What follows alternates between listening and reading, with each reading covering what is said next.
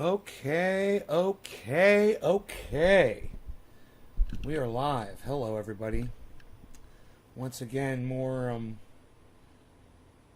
sad news to report on, but this one was from 2 years ago. Um, but I think the teachable moment here is how far out of touch the Louisiana police are with this case. So we're going to talk about that in this show. I want you to know you're not late. I'm just throwing that out there at the very beginning. Hey Debbie, I'm just starting the show. I want you guys to know that you're not missing anything. I just think it's important that you guys know anybody walking out of here should walk away with the fact that the police in Louisiana totally believe, and this would be my conclusion for those of you who just pop in and end up missing the conclusion. I want you guys to know what the conclusion is. The police in Louisiana totally believe that it's okay to hold on to footage of police beating a man to death over a period of 45 minutes to 2 hours, something like that, 2 years after the fact. And then they say that it was an accidental release and they're not cool with that. And they have no idea Jumping World Brian is your work account. Okay, Jumping World Brian. Right on. They have no idea that Americans feel that when there is an incident involving police, that footage should be released the second it's available. Immediately. No question. No doubt. Hey, Steve, thank you for the first digit of my show, Steven. That's why I'm going to send you triage oil. Thank you, buddy. And he's sharing it, and he's on Twitter, and he's helping the hell out of me. Megsy, thank you. Those of you guys that are going on Twitter and retweeting the hell out of me, I will be shipping you free triage oil over time. For sure. As you impress me with the sheer amount of tweets that you get me, I will, and the visibility that you give this show, I will definitely be shipping you out free oil. Why wouldn't I? The police think it's okay to hold on to this video for 2 years in today's we want the information and we want it this second society. And that's where all of you should be. And all of you should contact the Louisiana Police Department and let them know how out of touch they are. And say, hey man, welcome to America. When your police are beating people to death, we want the videos yesterday. All right? We want the videos instantly. On tap, on demand. None of this 2-year bullshit. What's the point of that? How's that swift justice for the victim that they beat to death? Nay really takes care of us, Stephen. Well, I just know that a lot of you guys are on Twitter kicking ass over there, really trying to help. And I want you guys to take note that I did a little dusting today. Everything's all shiny and clean. Everything. It's all redone. I got the Jimmy Dore postcard on top of the 25,000, the fake award that I never got from YouTube that I had to order from Etsy for $30. But they deleted, I believe I was up to 26,000 something subscribers, and I checked I'm down to like 25,600 or something. It's obnoxious. So they deleted like 400 of my subscribers on YouTube, just so you guys know. And if you're on YouTube, whoa, what's up with YouTube? Oh, okay, cool. Jumping World Brian is the only person that said anything on YouTube. But it says I'm broadcasting to all the channels. Huh. I wonder what happened to my YouTube people. Should I look and see, make sure that I'm broadcasting those channels? Wow, man. I mean, it's saying only one person on YouTube said anything, and now there's no one saying anything from YouTube. So let me take a look here.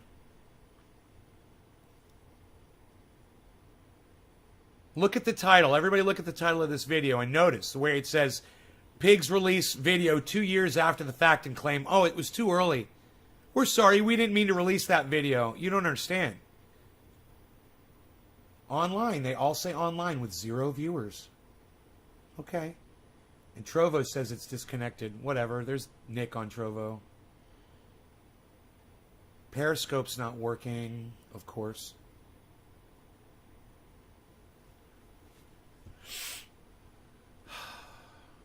turn Periscope off and on again. No idea what's going on there. It's Patrick John Welder. Okay. Why is your name Jumping World Brian if your name is Patrick John Welder? That's weird. Yeah, I see your chat. I see you. You're right there. Nick Brown, see? Oh, that's your Facebook chat right there. But it'll come up. It'll come up after that. Where it says Trendy Nick. Periscope sending data. Periscope doesn't want to connect. I'm okay with that. I'm fine with that. What I'm not okay with is the fact that nobody's on YouTube, man, at all. I've got one person viewing on one YouTube channel. And it says they're all online, too. So I'll just close this out. I'm okay with that.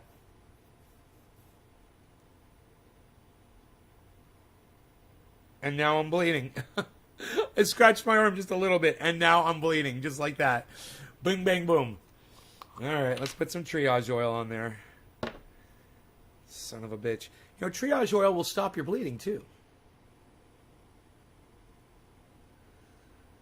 Depending on the type of wounds you have. You know, if it's a small little scratch like this one, it can help stop the bleeding.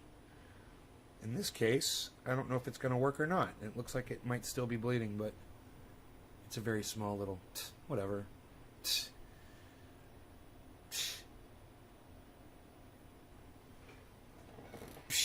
Maybe we should bring that up, huh? Beazle Gam Extreme. Why you beazling? Why you beazling? Gotta have Beazle Cam Extreme in there, bro. Why wouldn't you? Why wouldn't you? Look at us. Look at Beazle Cam Extreme. So, my friend Melanie might be coming over to visit me. I haven't seen her in about a month or so, so I don't know if she is or isn't, but she said she's going to be in the area. She's really cool, man. I like hanging out with her. So we'll see. But like I said, I cleaned, I dusted, and that always makes me feel good, man. It always puts my brain together, spending hours dusting and cleaning. This house was a fucking mess.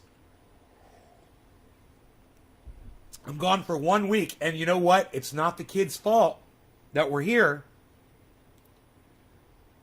It's just it gets dusty, and the cat brings in so much dirt on his little furry body. And it just gets so dusty in here, you know? I spend time cleaning a little section at a time every once in a while. And hey, Jackie, and I stay on top of it. And I don't have a problem. I'm gone for 1 week. Man, I tell you what, I'm petrified to leave here for a month, you know, or longer. What this house would look like. It's like there's no way to stop the fucking dust, man. I have no idea what to do about that. There must be a product, you know, some kind of an air purifier that pulls massive amounts of dust out of the air, something. I don't know, you know, but I need to look into that. This was just beyond, man. It was beyond me. I couldn't get my head around it, how much dust in this house. Everything, my monitors, the entertainment center, all my audio equipment, amplifier, computer, tables, all of this stuff had to all be taken apart and dusted. All my crypto, all my glass. You can see I put my glass back up. They were using some of my, I told them, I was like, you feel free to use any of my glass. They used some of my most expensive glass. I'm like, you guys got expensive fucking taste. I should have said, you can use anything but that one and that one. I should have said. They grabbed, man, they went right. But they didn't fuck it up. They just used it, and I cleaned it. And it needed a nice cleaning, and now it's crystal clear, and it looks beautiful. So I'm good on all that. Nothing broken, nothing missing. You know, they did a good job. It was just, you know, after they left, there was a problem. It was my friend Mark. He hasn't contacted me since I got home from Orlando. And he knows. He knows not to contact me because he's going to catch an earful. And I don't care if it's tomorrow, today, next year, when he finally decides to get his lazy ass over here to talk to me, I'm going to give him a good dressing down. And boy, his ears are going to be ringing after he talks to me. Yeah. Yeah, he only had one job One easy job. All he had to do was stay in this house for 2 days and not let Rogie pee on the floor, and he couldn't even fucking do that. So him and I are going to have some fucking words. Oh, look at that, man. It was almost as if Jimmy Dore was listening to me talk just then. That was weird. Just dropped right on my... you guys couldn't see because Beaselcam Extreme was in the way. But it fell over right when I said some words. Made it kind of cool. I don't know. Dan Barney, too many uncovered windows brings the dust. No, bro. No.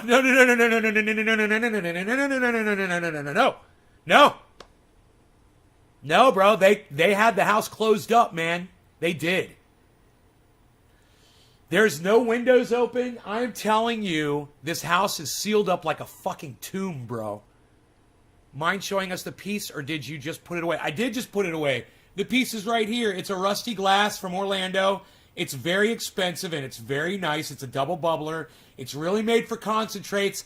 They were smoking flour and concentrates in it, which is okay. I don't mind. I've smoked flour in it, too. It just makes it a little bit harder to clean. But it wasn't really that hard to clean. I took care of it. But yes, that is the piece right there that they really seem to like a lot. And good, like I said, he's got good, expensive taste. He's just like me. You know, nothing wrong with that. I fucking told him anything on that shelf you can use. And they didn't fuck with my shit. They didn't fuck with my shit too. He did use this once or twice, and he put it back. And I'm okay with that. You know, this is an expensive piece too. One of my favorites. But my piece that not to be touched, they didn't touch it. You know, that's the devil piece.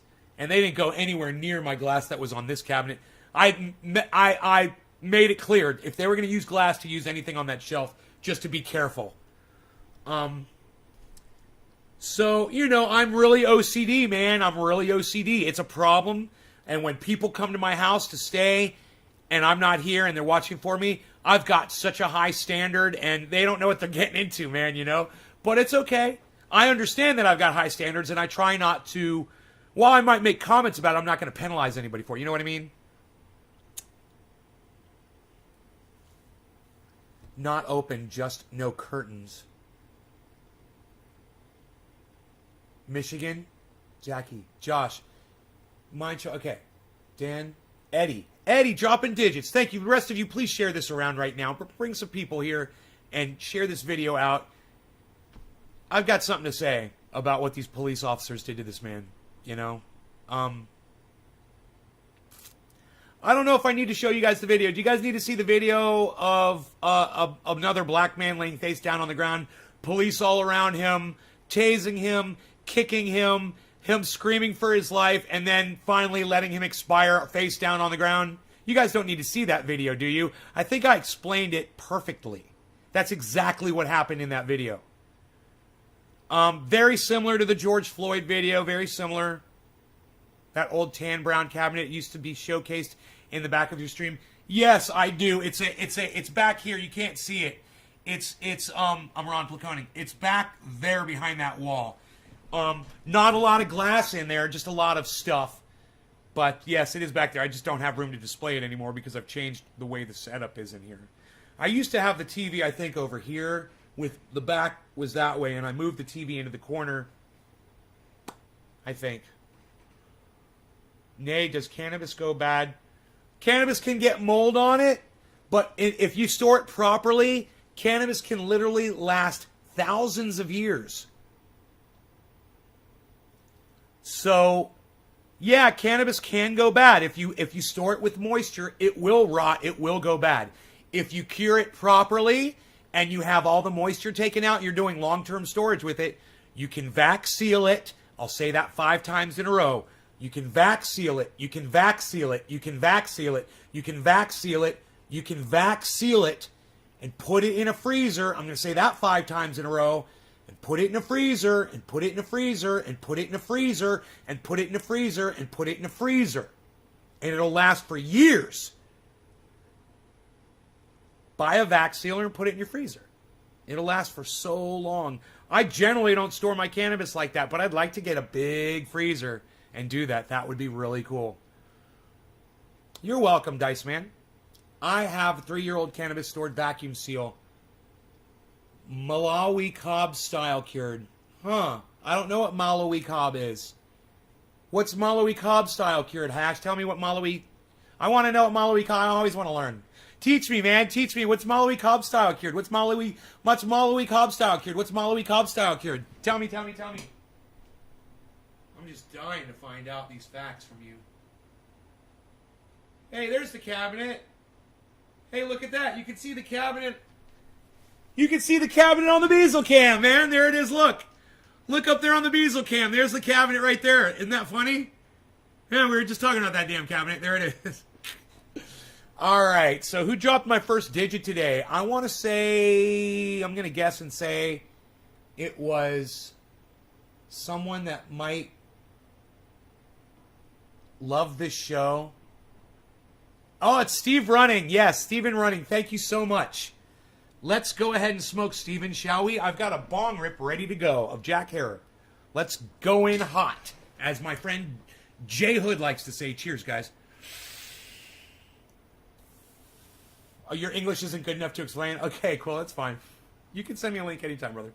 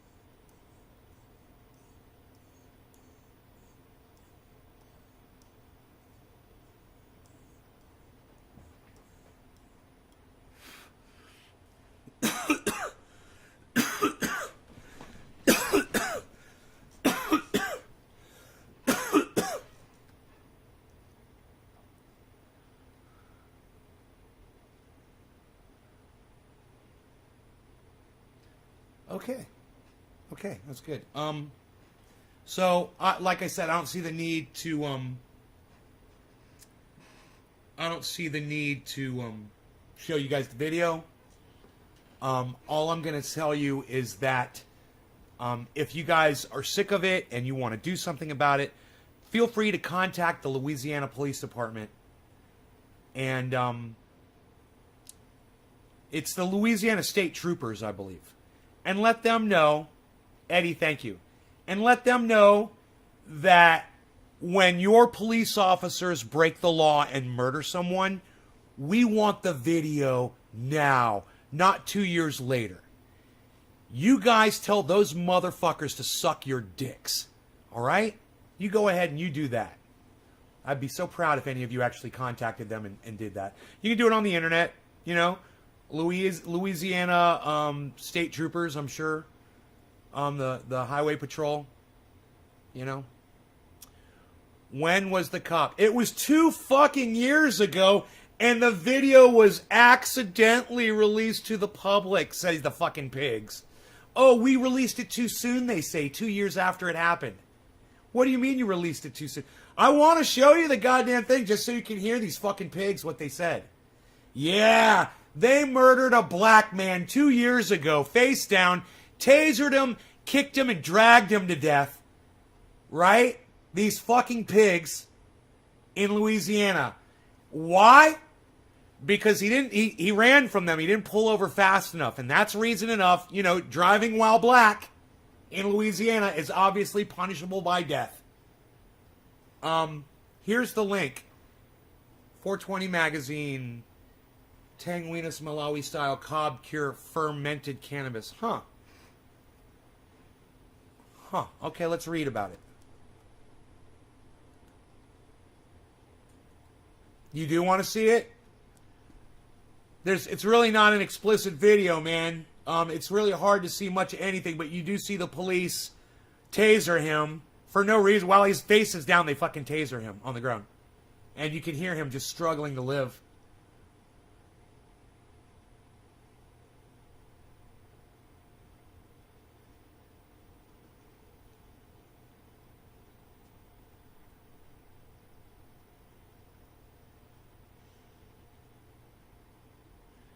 Vacuum seal the finished buds and let it cure for 3 months, and you'll have an end product that will change how you think of your cannabis.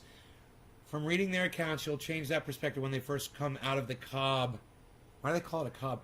After a week or so fermenting. Eddie, aw, don't send me money. Thank you, brother.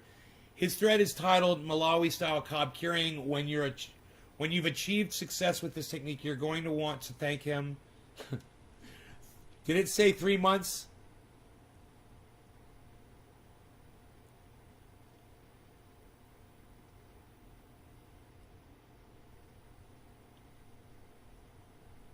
And let it cure for 3 months. Yeah, I mean, I do 3 month cure. I don't vacuum seal, and that's not necessary, but to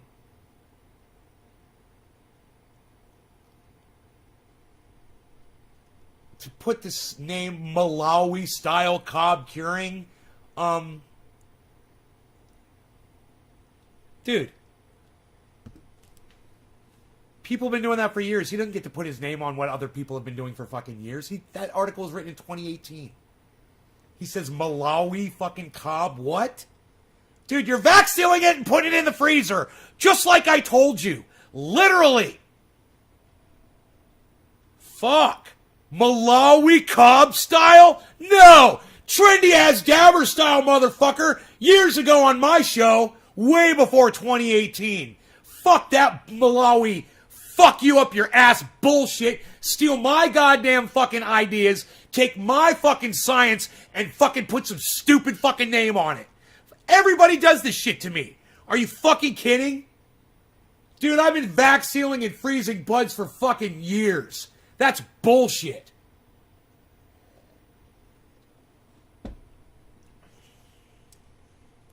Malawi cob style. Fuck 420 magazine. Those motherfuckers just watch me and then just write it down and put their own fucking names on it. Fucking wouldn't be the first time. That's for goddamn sure. Hash, you're watching the right podcaster, bro. Let me tell you. You know, the thing that you thought you learned from some stupid 420 magazine ripoff con douchebag article, I've been preaching on my show for fucking years. Someone's like, I know. Someone's like,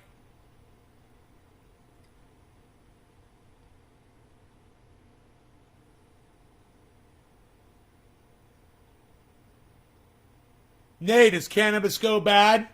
And I go, not if you vac seal it and throw it in your fucking freezer and you make sure you pull all the moisture out of it. And then Hash is like, hey, Nate, I do Malawi cob style. It's the exact same thing, except I've been telling people for years to do it that way. And I didn't make it up. Dino taught me that. Years ago, before I lived in this house, man. They do it with corn husk.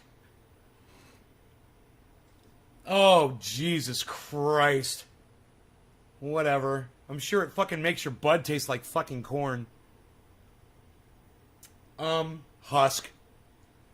I'm still trying to figure out if I'm going to hit this again or not. I guess I am. Fuck. Right? They literally just verbatim copy me. And they don't give me any fucking credit. Some dude on YouTube back in 2016, right? He's like, oh, Trendy as Dabber says to vac seal and put it in the freezer. I'm going to do that, and I'm going to tell people that I came up with that idea. I'm going to put fucking corn, I'm going to put corn cob, whatever the fuck, what you say, corn husks in it, and I'm going to say cob style. What? Are you fucking kidding me? Oh my God, that's so silly. I'm glad I got the documentation on this fucking live stream so everybody can see all my shit on here. You can all go back and see it. You know?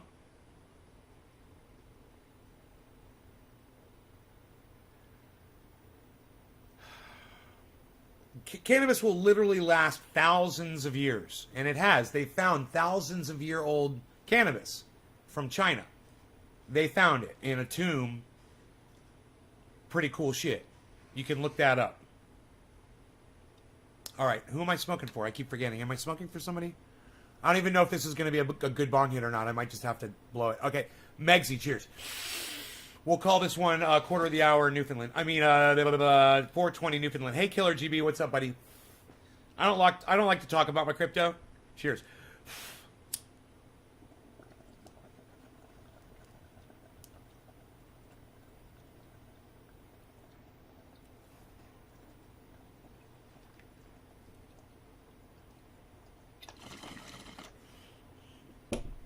Yeah, I guess it's all right.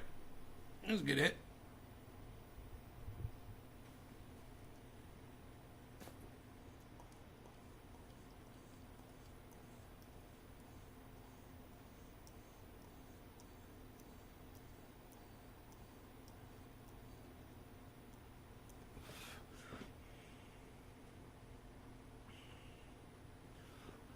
Fucking cob style.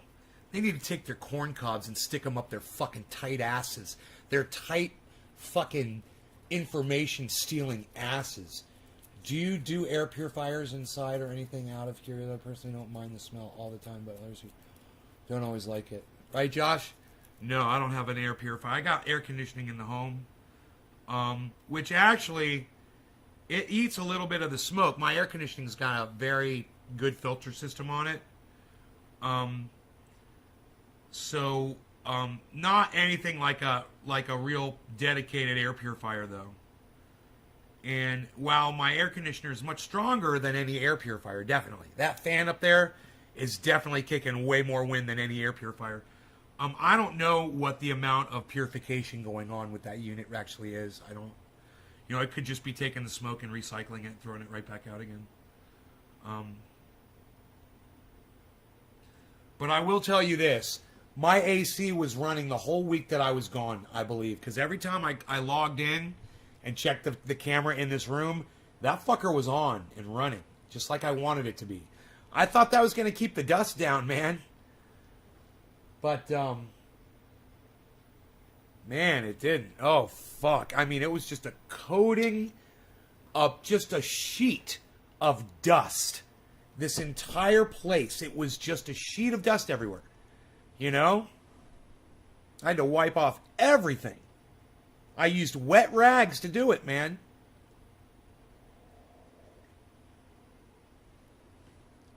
Crypto, what is that? I know nothing, right? Me neither. I don't know. Bro, look at this. I'm going to prove to you that I don't understand crypto. Look. I don't know.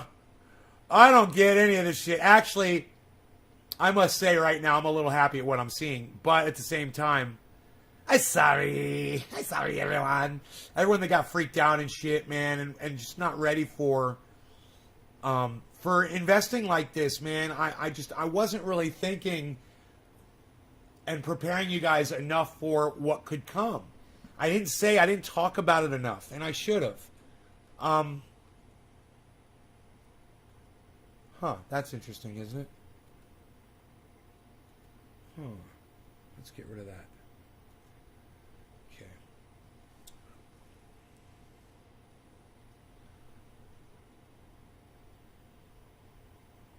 So, where do I want this? I think I want it right there.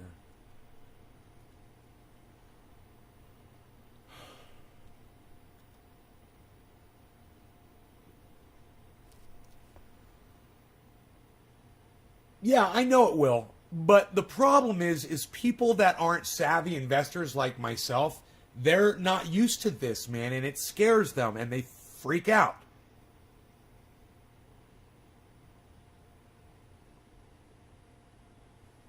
Dude, I already asked you if FUD was fear under duress. What is FUD? I forget, man. I keep hearing people say, is it FUD? And I'm like, is that fear under duress, or is it... What's that mean exactly? My friend gave me a gram of diamonds. Well, Karen, I hope that it gets you higher this time than the last time.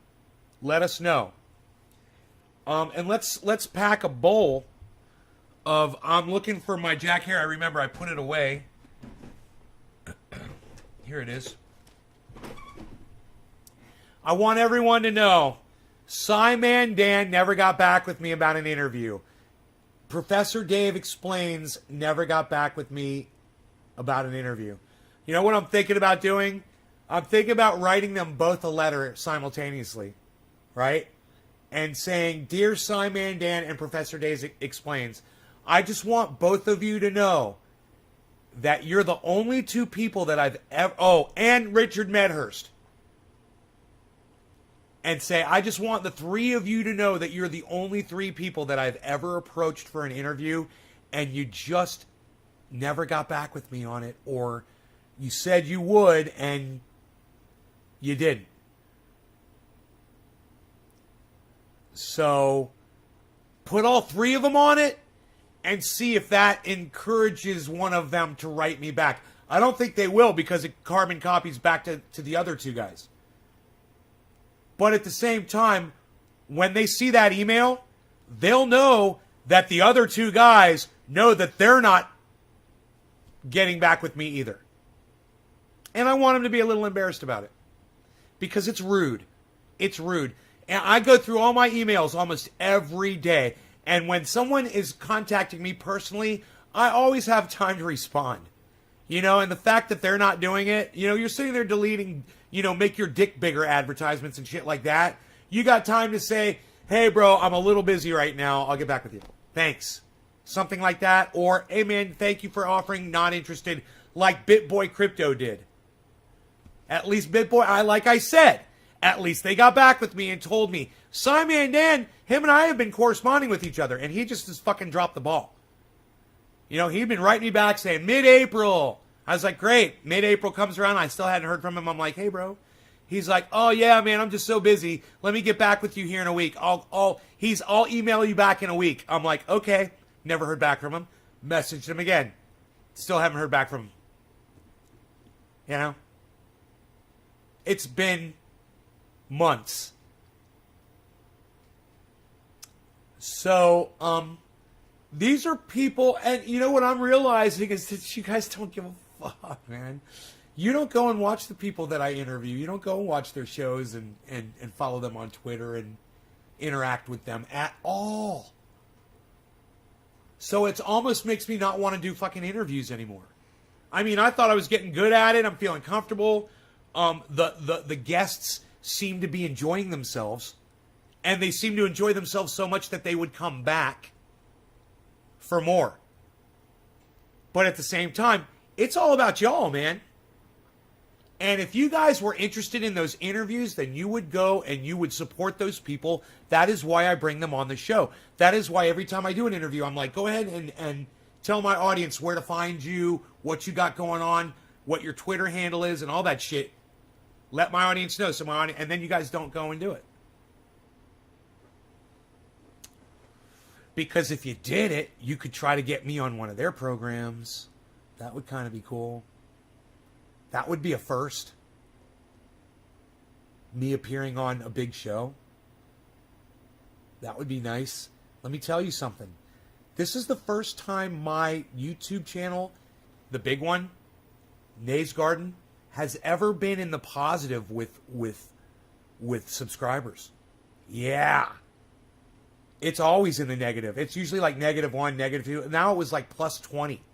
You know, you've had 25 subscribers in the last 30 days. You know, and I'm down. You know, and trust me, man, they're deleting more than that. They've deleted 400 in the last month or so. So, you know, that plus 25, that's after they've deleted like 100. You know?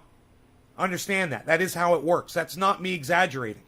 That's true. They literally do that.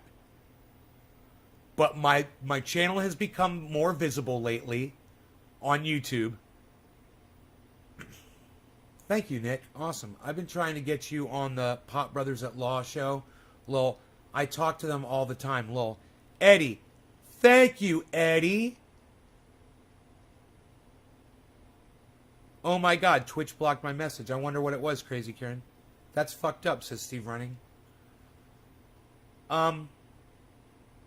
Well, I'll just put that out there and let you guys know I'd love it. I'd love to get more people, and it's doing good. The show's, hey, you guys, the show's doing great, man. Since I went to Florida and came back,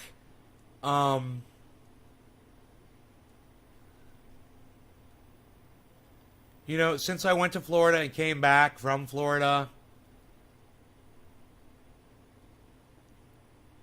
the show's been great. And I'm trying to be nicer to people. I am. I mean, I know I blocked a couple of regular viewers earlier today. But the numbers are up, and I'm going to try not to block anyone else, man. I don't want to lose viewers. I want to gain them. And I know if you lose your voice on here, you're going to walk away. Even though it's funny, is a lot of people that watch this silently in the background, they call that lurking. I don't like that term. It makes you sound creepy. But I understand if you watch something and don't comment. You don't need to leave a comment. I don't know that you're watching, and maybe those guys are watching every day. And if they did just leave a comment one time out of every 2 or 3 weeks, then they shouldn't give a fuck if they're blocked from commenting, and they should keep watching the show. And I just want to say, fuck you both. All right? I'm still mad at both of you. The fact that you guys are both longtime viewers of this show, and you were trying to subvert what I was telling my audience this morning, that really angered me, man. What you should be listening to is my message, not what you can find out that you can disagree with, so you can be a wrench in my spokes. So you can subvert what I'm saying to my audience. Listen to the overall message, agree with it, and don't try to pick me apart. You're going to nickel and dime yourself to death when you do that. Help me out here, man. I'm not lying to anybody, and you're trying to make it look like I am, and that's fucking bullshit. And I would just appreciate it if you would refrain in the future. If you disagree with me on something, that's fine, man. But at the same token, I don't give a fuck if you disagree with me. I don't want to hear about that shit. Keep it to yourself. I'm not here to debate you. I'm not here to fucking argue with you. I am here to try to assist my audience, and that includes your disagreeing ass. As much as I can. I want to help people. And you can try to assist me in helping them instead of hearing me say something that you disagree with and let me give you all the examples so you guys know what was said this morning. I said cannabis is the only term, it's the true term, and there is no other term for cannabis. And this guy came on and said, oh, well, in India, they've called it ganja for 1,000 years or something like that. And I said, right, I'm talking about here in the United States. I'm sure that there were other countries that had, other languages that referred to cannabis because, China was discovered in China. They had some cannabis that was stored for 5,000 years or some crazy shit like that. 5,000-year-old cannabis they fucking found? Correct me if I'm wrong, guys. I mean, that's what I believe. And it was a long time ago that I heard the story, and I literally saw the photograph of the fucking cannabis and was just like amazed. But, hey man, it's okay you disagree with me. Just, keep it to yourself and think about what my message is to my audience. Is why you should call it cannabis and not fucking ganja. This is the United States, man. We speak English in this country. Hey man, I'm not offended by other languages and whatnot. But if we're going to stay on the same page, and you guys are going to advance, and this is what's going on in some of your minds is trying to figure out everything that I say that you can disagree with, you're not going to benefit from the show, man. You're just not. And, I would love to cover Sagar from The Hill with the UFO. He did yet another UFO video. And I want to cover it, so let's get into it, shall we? Fucking Sagar, man. Sagar, what's on your radar? Okay, Sagar, what's on your radar? Do you guys like that I say that? You guys like that I say that? Like that? You guys, if you are on Facebook, I really need you to share this on Facebook. YouTube is blowing y'all away. So if you're on Facebook, share this in a large group on Facebook for me right now. Drop me a 3, let me know. Or is that a 7? Yeah, 7. Large group on Facebook. Drop me a 7, let me know. Okay, there's the video of the man being killed by the police. What's on your radar, Sagar? Oh, shit. You're offline. Check your connection. What's on your radar, Sagar? Sagar, what's on your radar today? Welcome. Sagar, what's on your radar? Well, I'm going to talk about something that, because Crystal Ball's not here today. She's on vacation. I'm going to talk about something she obviously fucking hates, and I'm going to totally throw myself under the bus right now by admitting that she fucking hates me talking about UFOs because she knows it's bullshit. Watch and laugh with me while we smoke and smoke and smoke. 2,500-year-old cannabis. Thank you, Hash. Okay, not 5,000-year-old. 2,500-year-old cannabis was found, and it was found in China, right, bro? And it was literally still intact. Crystal's out today, so of course it's time for as many UFO segments as I can fit into a show.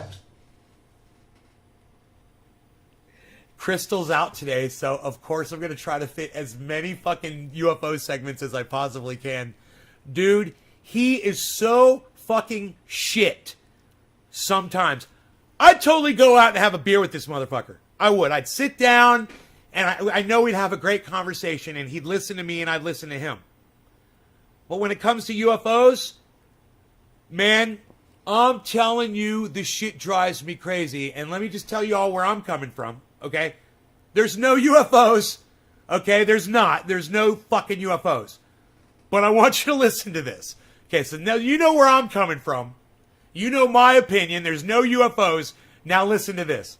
It goes deep. And this guy, when my boy Jay Hood says deep in the paint, this guy's sticking his foot in the 5-gallon paint bucket. That's how deep in the paint this bitch is going. I'm just kidding, of course. I was inspired to do this segment because I really do believe that this week is a turning point in the discussion of my very favorite topic. 60 Minutes produced a bombshell special on UFOs featuring interviews with Commander David Fravor, his wingman, many others who testified to extraordinary observations of unexplainable vehicles observed in flight.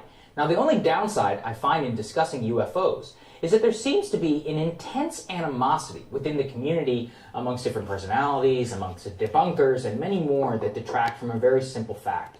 I believe that Lou Elizondo, who was in charge of the DoD's program investigating UFOs, put it best on 60 Minutes. Imagine a technology that can do 600 to 700 G-forces, that can fly at 13,000 miles an hour. Where do you get the G-forces from? Where do you get the speed?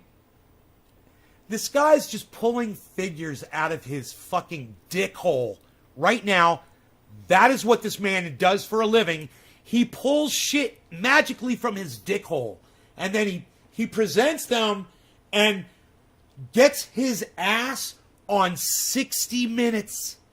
He's on 60 Minutes, guys. Pulling things out of his dick hole like some babbling idiot. Standing on a street corner, just blathering bullshit. They take one and put him on 60 Minutes. So because of that, because 60 Minutes is scraping the fucking barrel now, Sagar has a piece of straw. This is a piece of straw for Sagar. Because 60 Minutes now allows Sagar to say, see, 60 Minutes is reporting on it. They're reputable, and let me just put in parentheses, 60 Minutes is no longer reputable. So therefore, UFOs. I'm not a UFO debunker. I just watch Thunderfoot, and I know they don't exist. But you guys should watch Thunderfoot too. So I'm just going to ask my audience, as many times as I've begged and pleaded and begged and pleaded. Here we go. Press number 1 if you follow Thunderfoot with 2 zeros instead of OO in the word foot on YouTube. Thunderfoot with 2 zeros. Press the number 1 if you do this. Who follows Thunderfoot? Steve Running. Yeah, Steve! Who follows Thunderfoot on YouTube? Dice Man 420! That's my man! Those are my guys! You guys follow Thunderfoot on YouTube. Don't you love it? Don't you love it? Please, guys, go to Thunderfoot and beg him to come on my show. He told me he'd come on. I don't know how to contact him. Please go and ask him to be on my show. I would love to have him on. Trendy Nick, you're following Thunderfoot. That's my 3 guys. Killer GB420, there's 4 of you. The 4 horsemen. Steve and Dice Man, Killer GB, Trendy Nick, all 4 of you riding off, watching Thunderfoot. He's a scientist. He's a debunker. He knows there's no UFOs flying around the world. So it's really easy for him to debunk stuff. It's easy for me to debunk people like Sagar. I refer all UFO believers to him. I love that you guys are watching Thunderfoot. All right, now I want you to listen to this guy right here. That it can evade radar. You know, when you take a picture of something and it's a reflection or it's something you're holding in front of the camera lens like Thunderfoot demonstrates, that's going to evade radar because it was never there. Think about that. Think about it. You know, if a bird flies in front of a camera, or a hummingbird, or a dragonfly, and it's out of focus, and it goes like that, which I've seen dragonflies do some crazy shit. You know? I've seen a hornet fly into a window, and I saw a dragonfly follow it, and then I saw the dragonfly fly back outside the fucking window. And this happened live on my live stream a couple of days ago in Florida. You know, insects do some crazy fucking maneuvering. And if you've never watched insects fly around, you might recognize some of the movements that you see in the UFO videos. Insects probably, you know, a good percentage of things that were mistaken for a UFO. So, I've seen this one thing where it shows this thing and it goes zip, zip, zip, and it goes in front of the camera, it goes to the desert and whatever. And yeah, if you're thinking that that's a UFO flying far away from the camera, then it could look like that. But if you're thinking it's an insect and it's actually pretty close to the camera, that changes everything. The reason these things don't show up on radar is because usually they're not there or they're too small to be picked up because they're insects, birds, you know, maybe even some debris. And that can fly through air and water and fly through air and water. He has no video footage of this ever happening, and only what pilots, while flying a fucking plane, have claimed they saw because they lost sight of something, so they assume it went into the water. Or maybe they saw something falling into the water. You know? Maybe it was a pelican or an albatross, you know, diving into the water. possibly space, and possibly space. Possibly space. Now that just changes everything, doesn't it? and water and possibly space, and water and possibly space, and possibly space, and possibly space, water and possibly space, and possibly and possibly and possibly and possibly and possibly and possibly and possibly and possibly and possibly and possibly space, water and possibly and possibly and possibly and possibly. That's your weasel word right there. And you should listen for things like that when you're listening to people like this.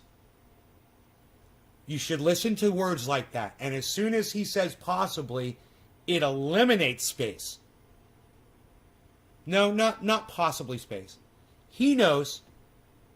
He He's literally uncomfortable with saying space. So he says possibly. Space. And, oh, by the way, has no obvious signs of propulsion. What? You mean like the wings on a dragonfly? The wings on a bird flapping in or not flapping because it's gliding in a draft? You know, another airplane with flashing lights on it, that sort of thing. No wings, no control surface. What about when you're looking at a plane and it's like this, and the wings are in such a way that from your perspective, Enoch, I've missed you, brother. In such a way, let me give you an example. Okay? Let's say this is an airplane like this, and it's flying around, and here's one of the wings. And then it goes like this. Whoa! There's no wings on it. There's no wings on that. Look, it's flying by. There's no wing. There's no wing. It's got no wings. Look at that. Look at that. It's got no wings. Do you see how that works? Wing, no wing, wing, no wing. Oh, the wing's on the other side? The wing's on the other side? Oh, no wing.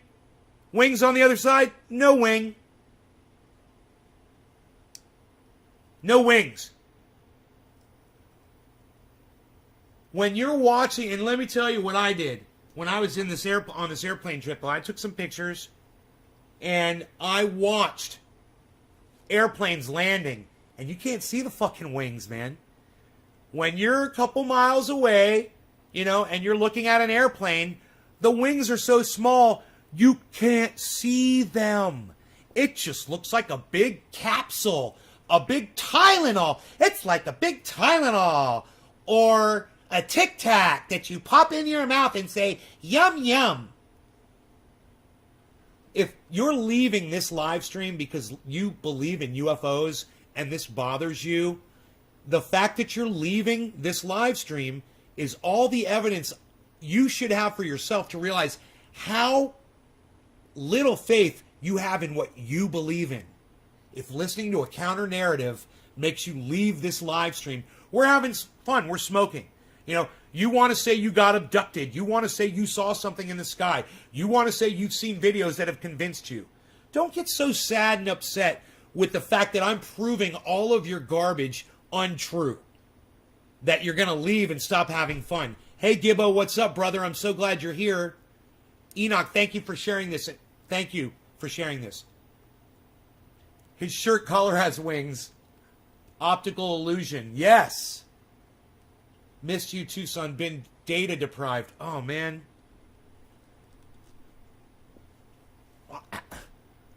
Fucking A.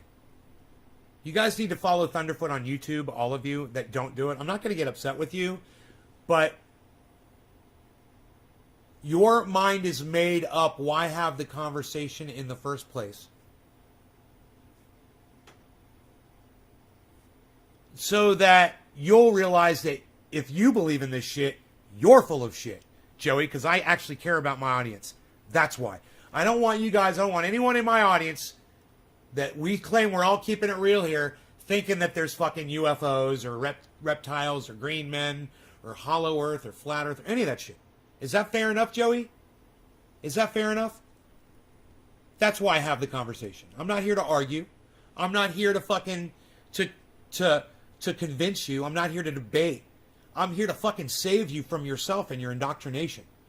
You know, people like this guy right here, they're part of the people they're part of the crew that indoctrinates people. I don't know if you are, Joey. I don't know if you're talking for yourself or not. But I'm just saying, these are part of the people that go out there. And Sagar is also, he's another one. They try to convince you that there are UFOs out there. You know, and they just rely on each other in pieces of straw. And yet still can defy the natural effects of Earth's gravity. That's precisely what we're seeing. No, it's not precisely what we're seeing. Show us. Show us the video. And I guarantee you Thunderfoot will debunk it. Or he already has. Hey, Michael, what's up, buddy? Eating and smoking got a little for the ladies. Right on, Chris P. They are hot here. Okay, Griffin. Hey, Nate, cheers to your mega glass collection and proper cannabis education. Thank you. Griffin. It's not a belief. It's just the way it is. The UFOs are real. Doesn't mean they're aliens. What are you so afraid of? Joey, I'm going to block you from my live stream. I'm going to block you from my live stream. You realize that, right? As many times as you've come in here, now I see you for the real you, that you're really a person that believes that UFOs are real.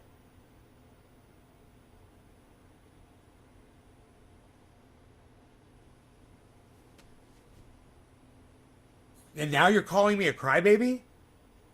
Okay, you know what, dude? Suck my dick. You guys, look. He's calling me fucking names. I'm trying to help you people. He's trying to say the UFOs are real. He says it doesn't mean they're aliens, but they're real. Dude, most of these things are insects or reflections on camera lenses. They're not real, bro. They're not real. That's why they're not showing up on radar. That's why they disappear into the ocean magically. That's why they have no video of that. Time out him? No, I think I understand where Joey's coming from. He's saying they're unidentified, and that's fair to say they're unidentified. But to call them flying, a lot of those things are not flying. You know? Joey's being a cunt. Don't come in here spewing your bullshit, motherfucker. Damn, Trendy Nick. Holy shit. I don't know if Joey is being a cunt. I'm just saying, man. I just want to make sure he doesn't believe the bullshit that these people are feeding him. That's all. He says the UFOs are real. Maybe someone flew a drone. Maybe there was a weather balloon. Okay, those are UFOs. Fine. A drone, a weather balloon. I'm sure that's happened, right? Fine. Somebody saw a weather balloon crashing into the ocean. Fine. Piece of a satellite crashing into the ocean. Fine. It's possible. Space garbage coming out of the atmosphere. A fucking, I don't know, a comet or a fucking, whatever you fucking call those motherfuckers. Not a comet, but you shit lips and we have a block party. Joe Malone traveling from closest planet, take over thousands of years. You think aliens are immortal too? Unidentified foreign objects. Low. I've got to abbreviate. Yeah, foreign object. That's fair. Even if it's an insect, and I believe a lot of them are insects. Maybe they will remove my block. Don't fuck around. I thought I removed your block, bro. Have you checked lately? I was cool till he called you a crybaby or whatever. Yeah, I know. Don't call me names in here, man. I misunderstood you. I thought you were saying that UFOs are real, and then you said in the same breath, in the same sentence, you said, it doesn't mean they're aliens.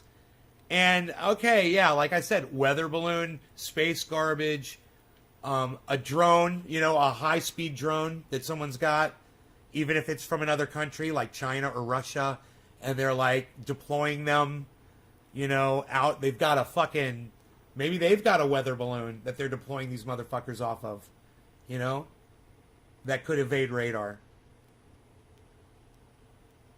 A falling cluster of human excrement, as Gibbo. Gibbo, why don't you come to my show anymore? What is it, man? You're... I miss you, bro. I wish you'd come by more often. Tons of military testing.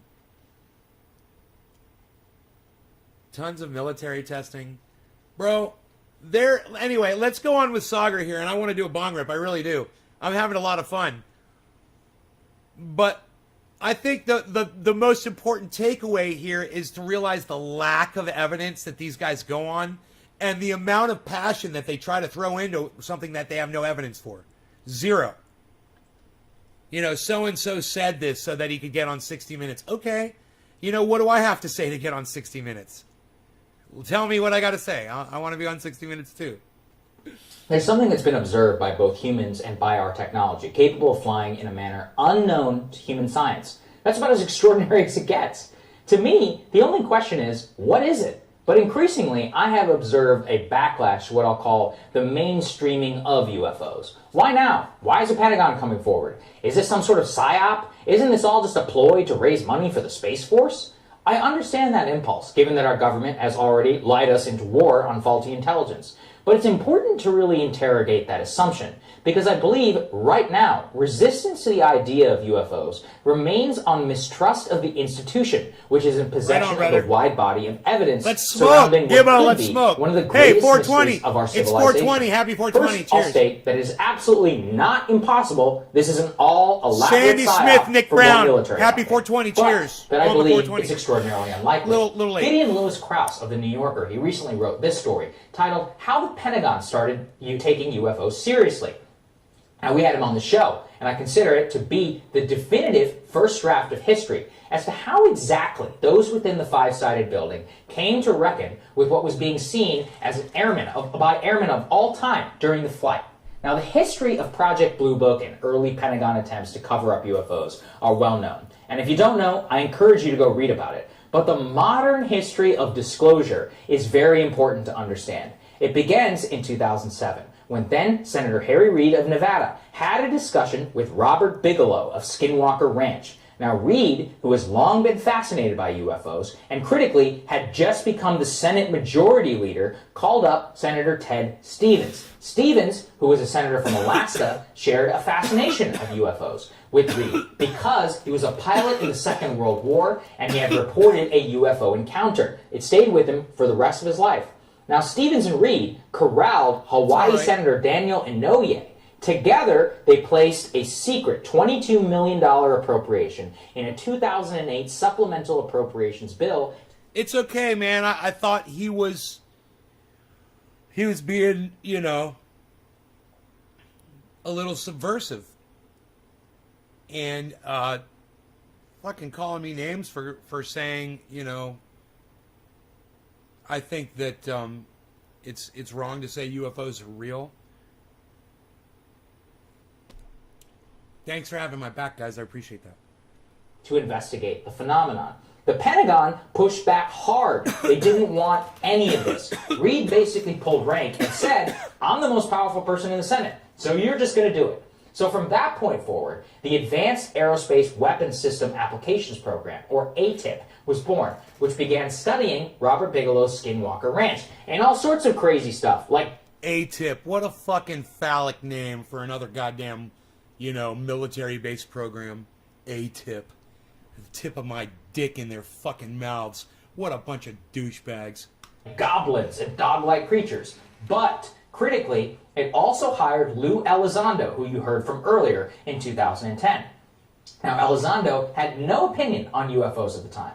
He was later promoted to the head of the program in 2010, which turned the program exclusively into the study of the national security implications of UAP, or unidentified aerial phenomena, encounters. It was there that Elizondo became familiar with the encounter he describes in the 60 Minutes clip, and many more, where he came to believe that UFOs are real, but was refused access to the Secretary of Defense repeatedly to brief him on the project and what he found in the Pentagon's files. From there, he was later introduced to Leslie Kean, a journalist who's been investigating UFOs for many years, by former defense official Christopher Mellon.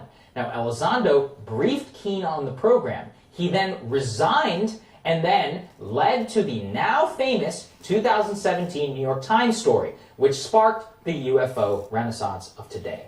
Now, I took you through this torturous history for a reason, so you can understand the Pentagon had absolutely zero interest in letting any of this come out. They pushed back against it. Right, and you want to know why? Because they know it's all bullshit, and they know it's all going to get debunked, and they know when people find out, they're going to look stupid. Because they should have the technology to debunk this video, all of this video footage that they have. And, people out there in the science community have the technology and the expertise to do what the military obviously does not. So that would be the reason why they don't want to release the footage, because they know it's bullshit. You know, they know this isn't anything, you know, worth saying, hey, we think that we might be getting visited by aliens. They know that. He uses this as another piece of straw. The fact that the Pentagon is hesitant to release this footage, for him, is another piece of straw in his horribly built straw man argument that we're being visited by aliens. This is so easily disproven, guys. Harry Reid, they tried to bury Lou Elizondo. They never wanted any of this. For it Right. They never wanted any of this because they don't want to look like a fool. Exactly. Let's go over that a couple times, kids, okay? to be a psyop, the people in charge have to be in control. They never wanted any of this. They never wanted any of this. They never wanted any of this. They never wanted any of this. Elizondo, they never wanted any of this. Why? Because it makes them look like fools, just like you look like a fool. That's why they never wanted any of this.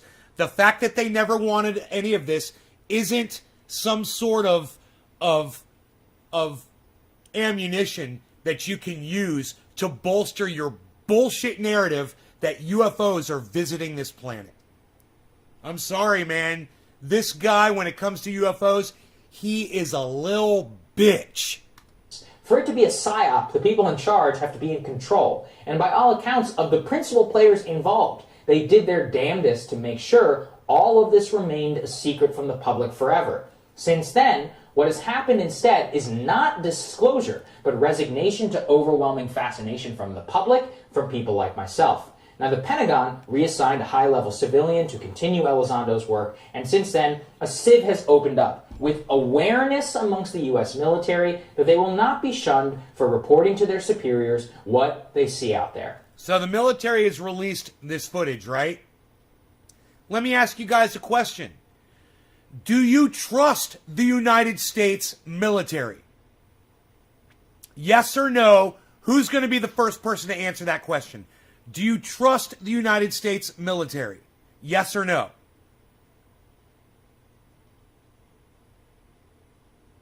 Who's going to be the first person to answer that question? Do you trust the United... No! Trendy Nick, thank you.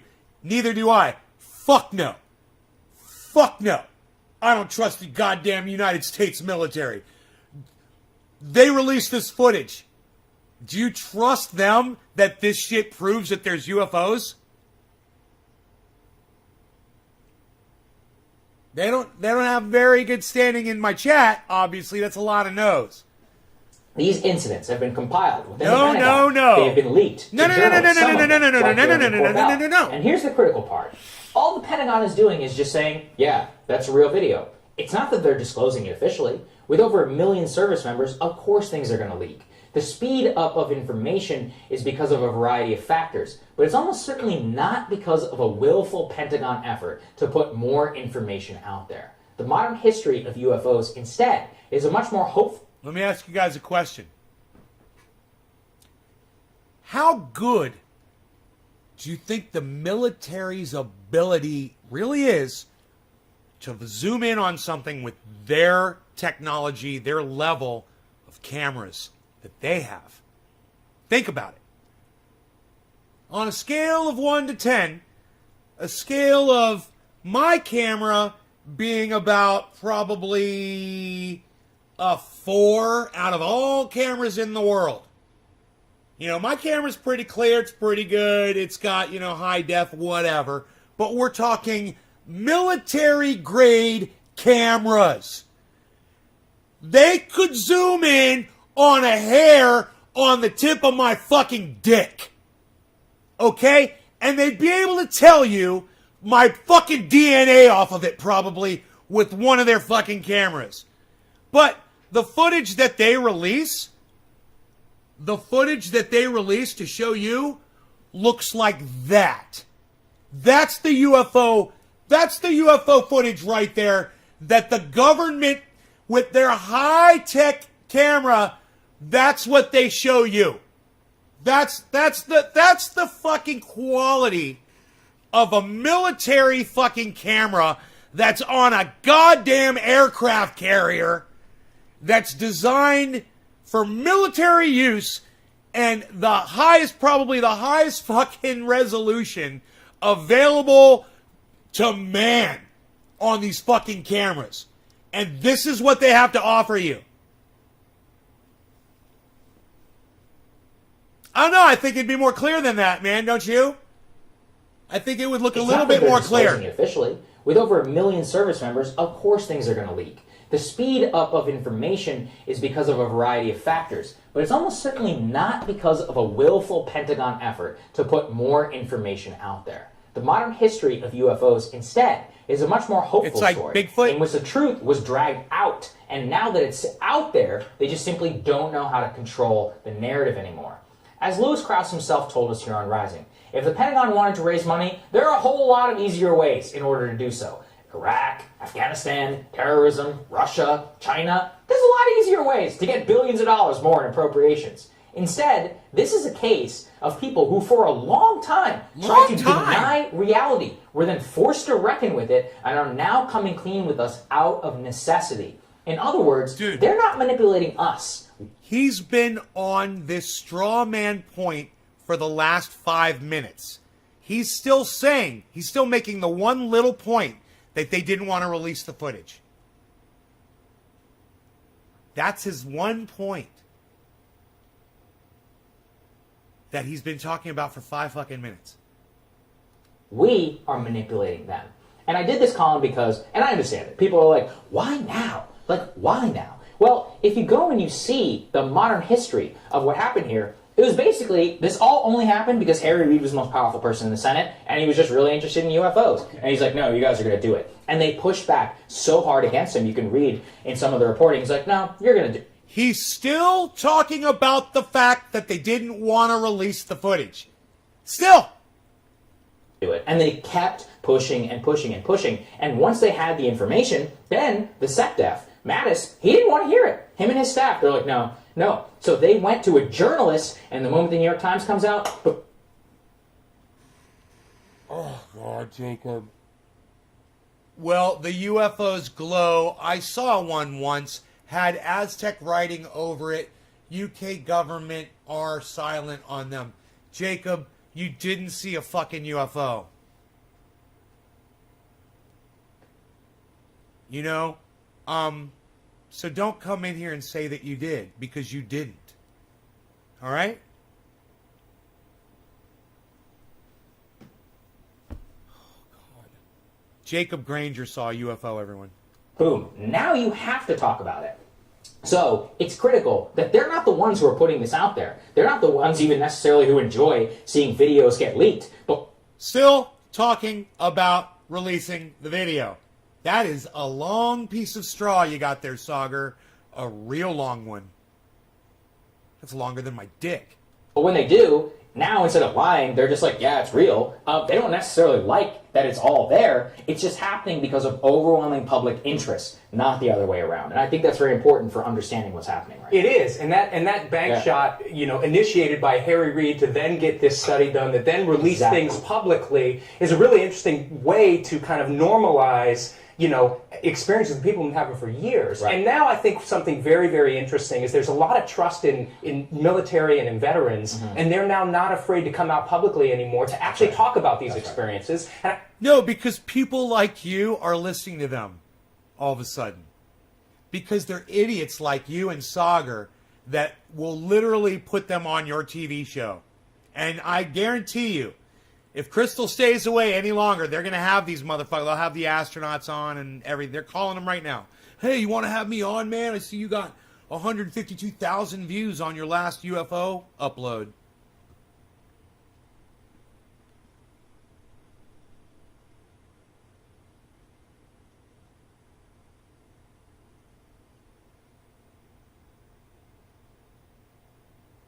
Probably was anally probed. I think that's a really important step in. Okay, let me see who I'm smoking for here. It's bottom of the hour late. We're going with Eddie Haynes. Eddie Haynes. Eddie Haynes. You got a tattoo. This is for you, son. Cheers. You get one all to yourself. What can I say?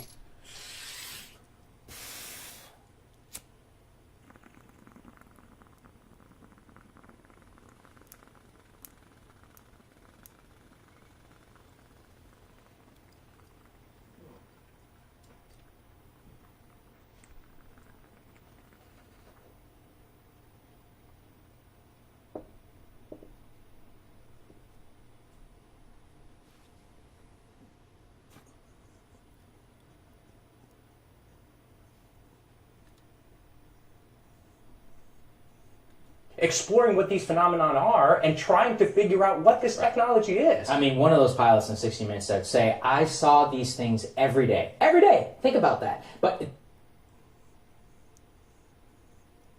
You guys believe that a pilot in the military saw UFOs every day? Do you guys really believe that?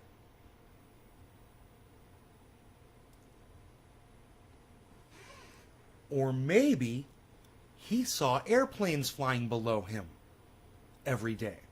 Would that be more believable? Occam's razor would say that there were airplanes that he kept spotting, these Tic Tacs.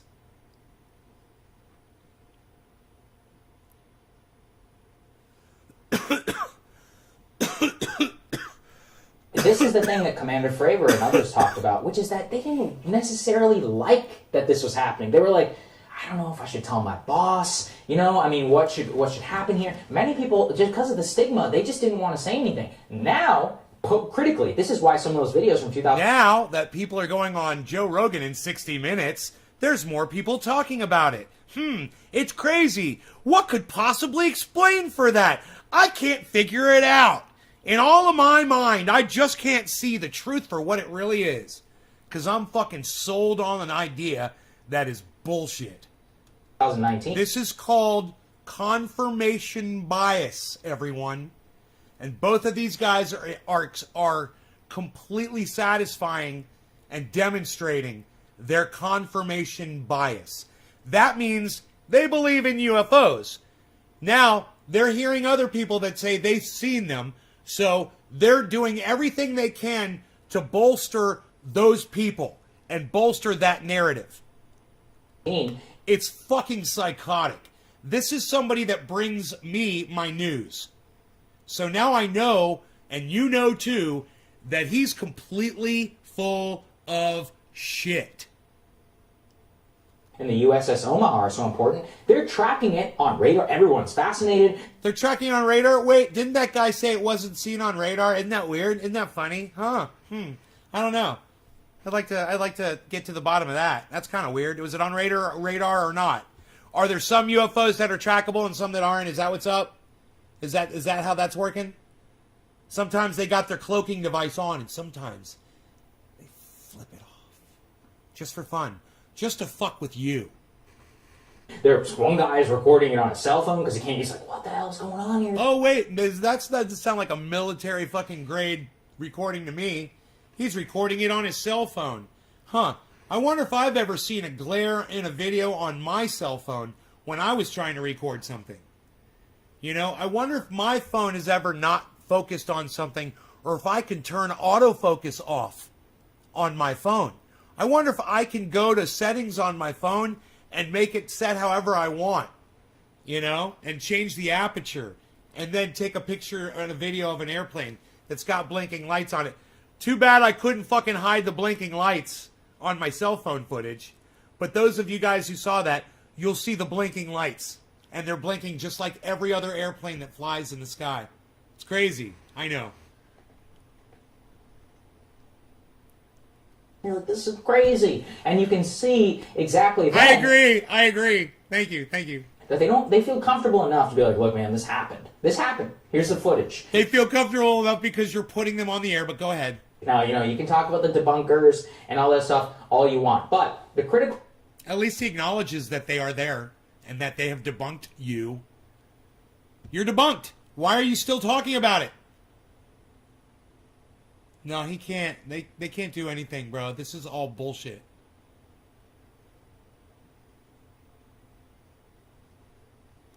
Jacob Granger. Just stop.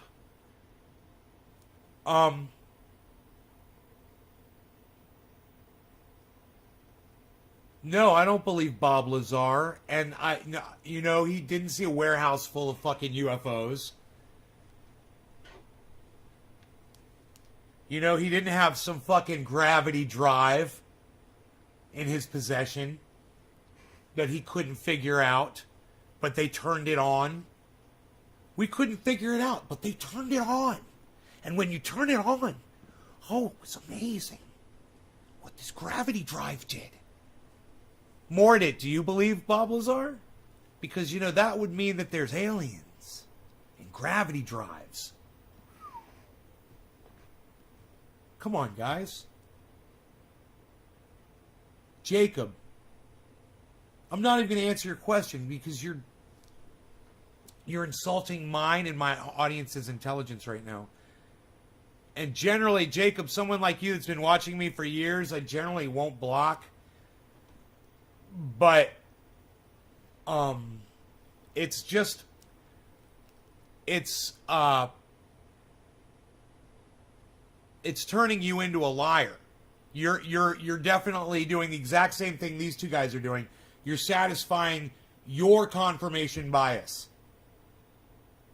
I know you're okay. So you want me to answer you? Have I ever seen a UFO? Yeah, man, I have. I've seen something fly over, man. I had a couple of experiences, man. I couldn't explain them. Things came out of the air. Yes. I saw a UFO. I was with a friend of mine, and we both saw it together. Both times. It happened twice. And I always let that convince me that those were aliens. You know? I was just like you, man, until I figured it out. Just because I can't identify something that's above me doesn't mean that it's an alien from outer space.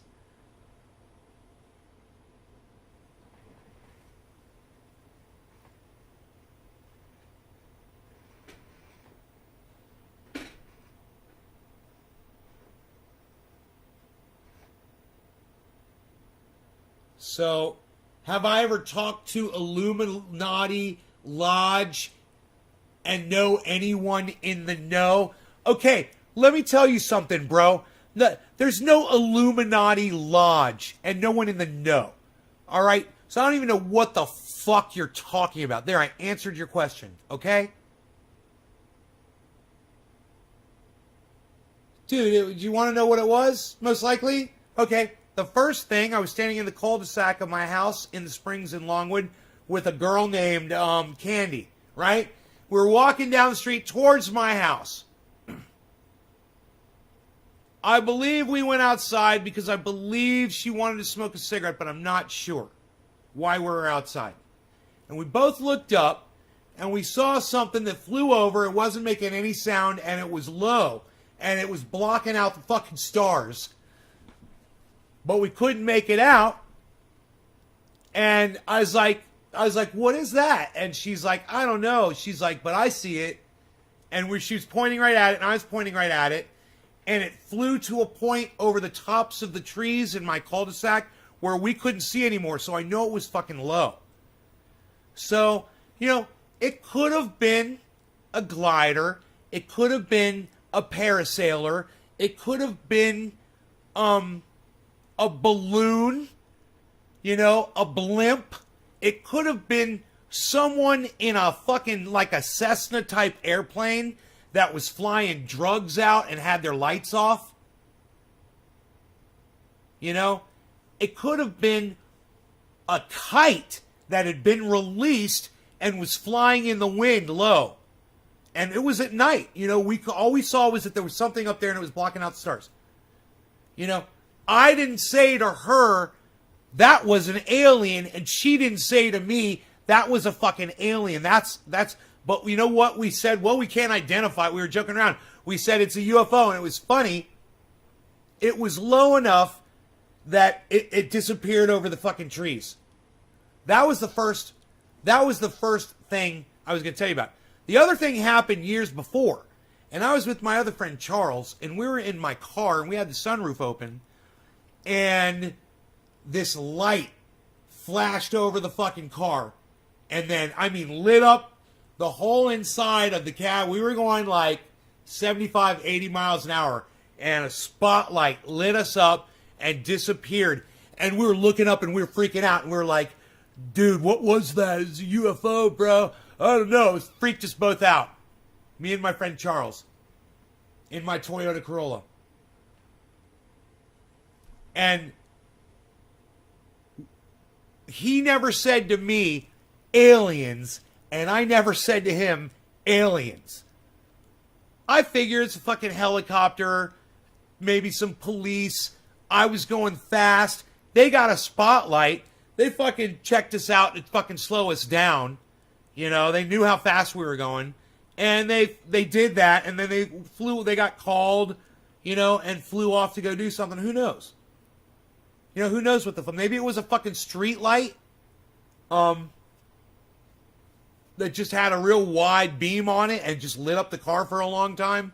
Maybe the lens was broken on it, so it wasn't yellow and it was white. You know, maybe it was a different kind of bulb in a street light. Who knows, man? But we both noticed it, man. It freaked us out. That's for sure. Didn't make us... In either case, we never fucking jumped to the conclusion that we were being visited by fucking aliens. And even if that was the case, they wouldn't be fucking looking into my Toyota Corolla. You know? Back in 1987... Dude, they didn't have drones in 1987.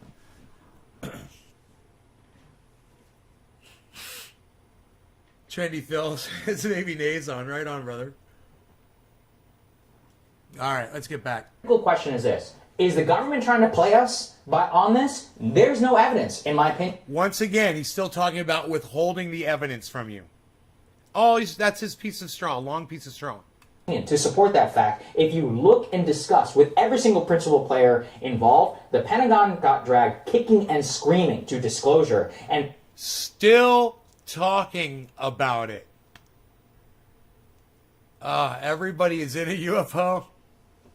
Now just has to admit the truth, which is, yeah, there's a lot of footage that we have which shows stuff like this. What is it? I have no idea. I have some theories, but I have no clue. And just admitting that is, I think, a very critical step, and I think it's important for people out there who are very suspicious to at least understand this history. This history will help you, I think. This will help you.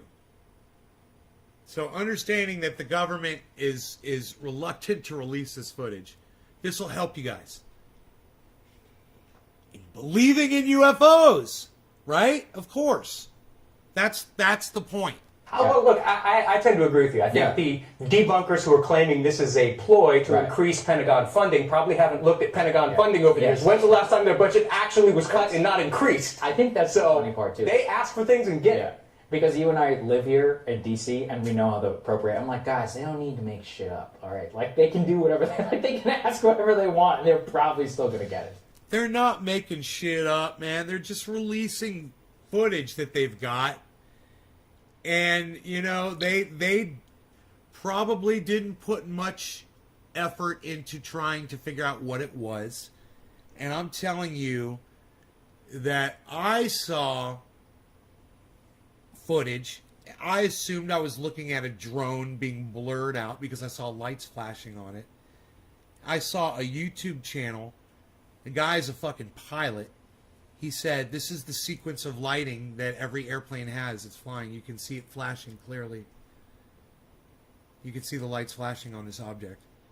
It's an airplane that's blurred. The guy, you go in, you adjust your aperture and your camera settings, the amount of light, whatever. It blurs it. You get a blurry shot.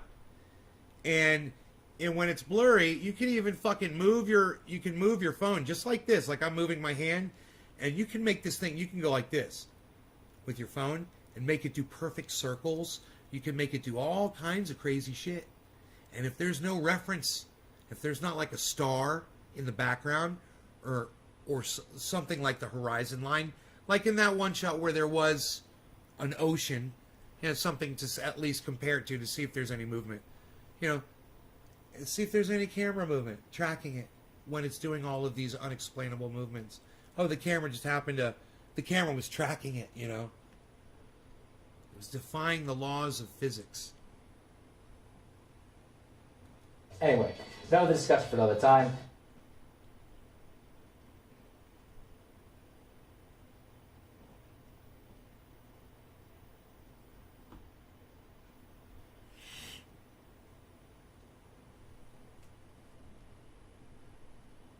That's The Hill Rising. You guys should check them out. I watch them all the time.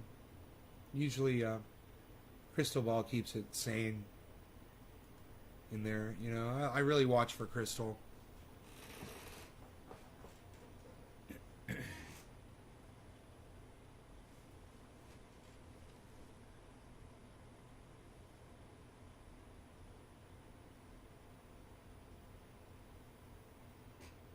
You're constantly seeing shit.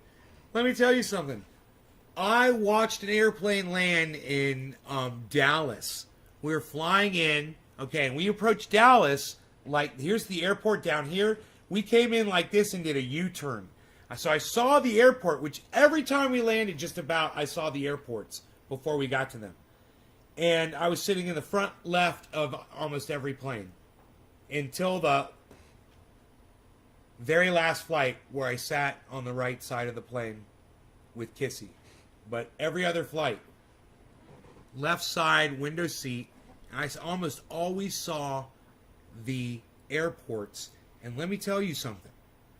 When you look down at the ground and you're watching airplanes take off from the runway, you can't see their wings from that far away. These guys in these fucking jet fighters that are flying over and seeing airplanes, they're way higher than I was over an airport that I'm getting ready to, that I've already fallen out of the sky and I'm getting ready to land into.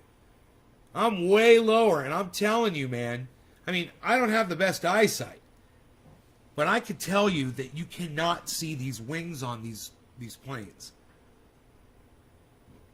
And when that pilot says, I saw them every day, he saw them every time he flew, whatever it was he said, the quote. Dude, he's obviously spotting airplanes, you know, and didn't realize that's what he's seeing. You know, me being someone who doesn't believe in UFOs, I know when I see something like that, I'm like, oh, there's a plane right there, and I sit and I stare at it, you know. And I look at it and I watch it from the inside the airplane. I got nothing else to do, and I watch other airplanes, and I notice that. Hey, man, I got pictures to prove that the Earth is round, man. Right? Look at this shit.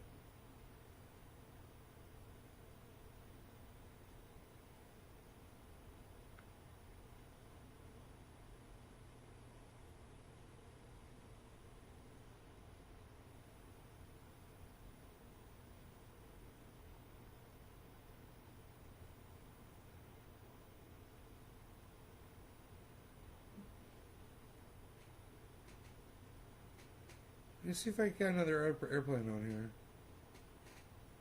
God, there's not another airplane in this shot.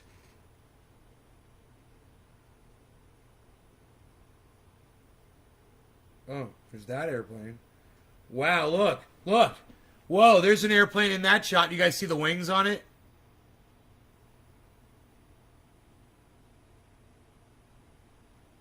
See if it'll focus here.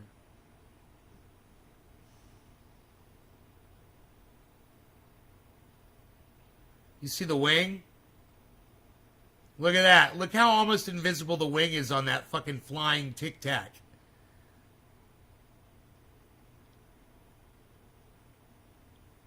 The wing's like invisible. It's right in front of me, man. It's right out the window. It's a few feet away. You can barely see the fucking wing on that motherfucker.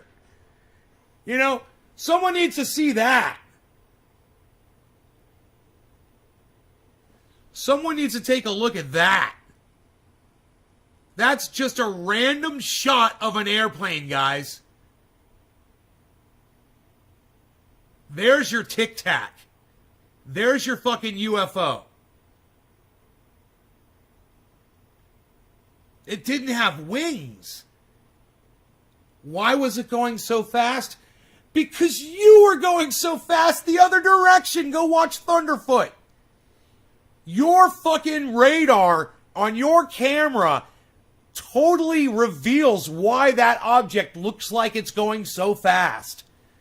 Because when you're up here and you're in a fucking F whatever the fuck, going Mach whatever the fuck, and there's a goddamn airplane going 400 miles an hour down here the opposite direction, and you're going like this and it's going like that, when your camera tracks that, it appears, especially when it's over the ocean, it appears like the object down there is moving really fast. You've got to consider not only add those two speeds together that will make that object look like it's going that fast, but you also have to add in the fucking angle at which you're looking at it. And you go watch Thunderfoot, man, and he's like, dude, this says the altitude. It says exactly where that object's at. You could totally see. He's like, in this one, he's like, it's a fucking bird. They're literally looking at a bird. And he's like, you can even see it flap. You can see it flap its wings. And you can hear the pilot say, oh, it's an albatross. He's like, woo, look at that sucker fly. He's like, woo, what is that? He's like, it's albatross. He's like, wah! Whoa! Yeah, it's an albatross. When an albatross is flying fucking 70 miles an hour one way, and you're flying whatever the fuck the other way, it's going to look really fast. You know, and he says even with the ocean as a backdrop, it makes it look even faster.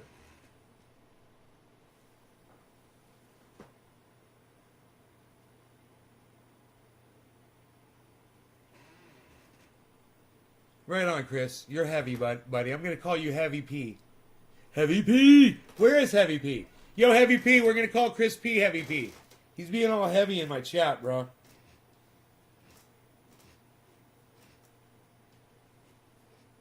Yellow marker on Bitcoin. Yellow marker. After a big drop. Let's see if that means anything.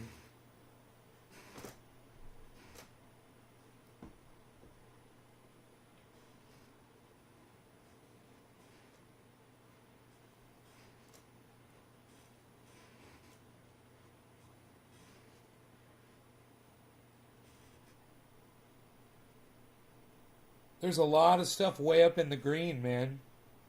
That's nice to see. Bitcoin's not up there, though. Bitcoin's at +9. There's Nano, ZIL, NEO. There's 31, 25, +24. HBAR, +23. None of I'm not really in far on any of those. VeChain's +22. I got some of that. ZEC, I'm not in that one. +21. Engine, I got some of that. That's +21. Theta, I got some of that. That's +21. Atom, I got some of that. That's +20. Ethereum Classic, I've got some of that. That's +21. Ethereum Classic is at 74 cents. I think I bought in at 76 cents on that one. Storage is at $1.20. That's really low. I bought that one much higher.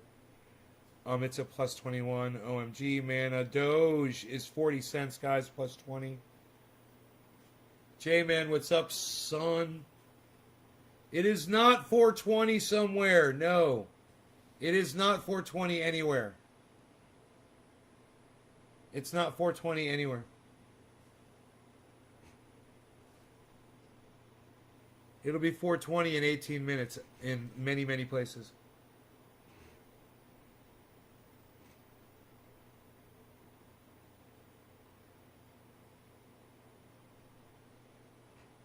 I mean, it doesn't mean you can't smoke for top of the hour, but it's not 420 anywhere.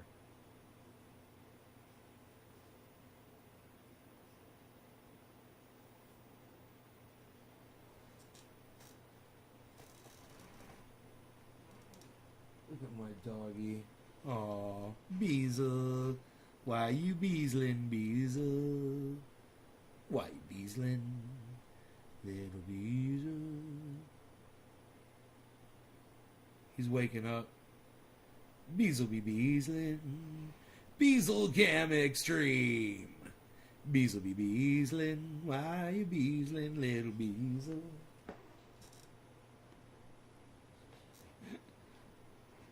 In my house, it is little Dab. Okay, let me ask the judges. Judges, is it always 420? Judges say it is always 420. Huh? Congratulations, J-Man. It is always 420, according to the judges. I disagree, but whatever. I say it's 420 everywhere at 20 past. But I'm going to have to go with the judges, I guess. It's always 420. Beazle Cam Extreme. Why you beazling, little beazle?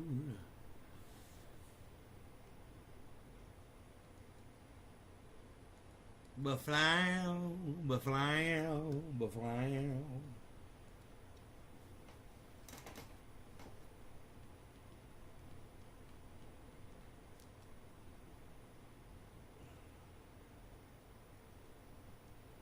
All right, how long we been in?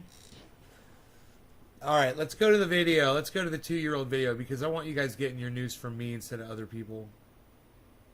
I'll walk you through shit better. Why you beazling, little beazle? Now remember, this happened 2 years ago. But a man is dead and the police covered it up. New revelations about the death of a black man in police custody 2 years ago. A lawyer for the family of Ronald Green says they were initially told that he crashed my father's his car name, Ronald. while being pursued by Louisiana That's State fucked Troopers up, man. in 2019. Now, body camera footage has emerged and it shows Green being tased, kicked, and dragged by the officers before his death. The case is now the subject of a federal civil rights investigation. CNN's Ryan Young joins us live now to explain exactly the timeline of what happened and what we were told about what happened, Ryan. Yeah, White Castle are where the term sliders originated. I love White Castle sliders. My version of it in Orlando growing up was Crystal Burger. Their sliders are fucking amazing. You can ask, David Campione, Iceman. He grew up on those fucking Crystal Burgers like I did. I mean, my friend Adam, we used to go in there late at night all fucked up and get Crystal Burgers. We get like 10 of them, man. And you just eat like 10 Crystal Burgers, and they just go right through you. It was the best food for when you were trashed. It's closing in your area. You love them? Yeah, John, let's also not forget that this video was leaked. It was not officially released, and so we've never seen the full tape so far. And if you think about this, the family has been in limbo for the last 2 years.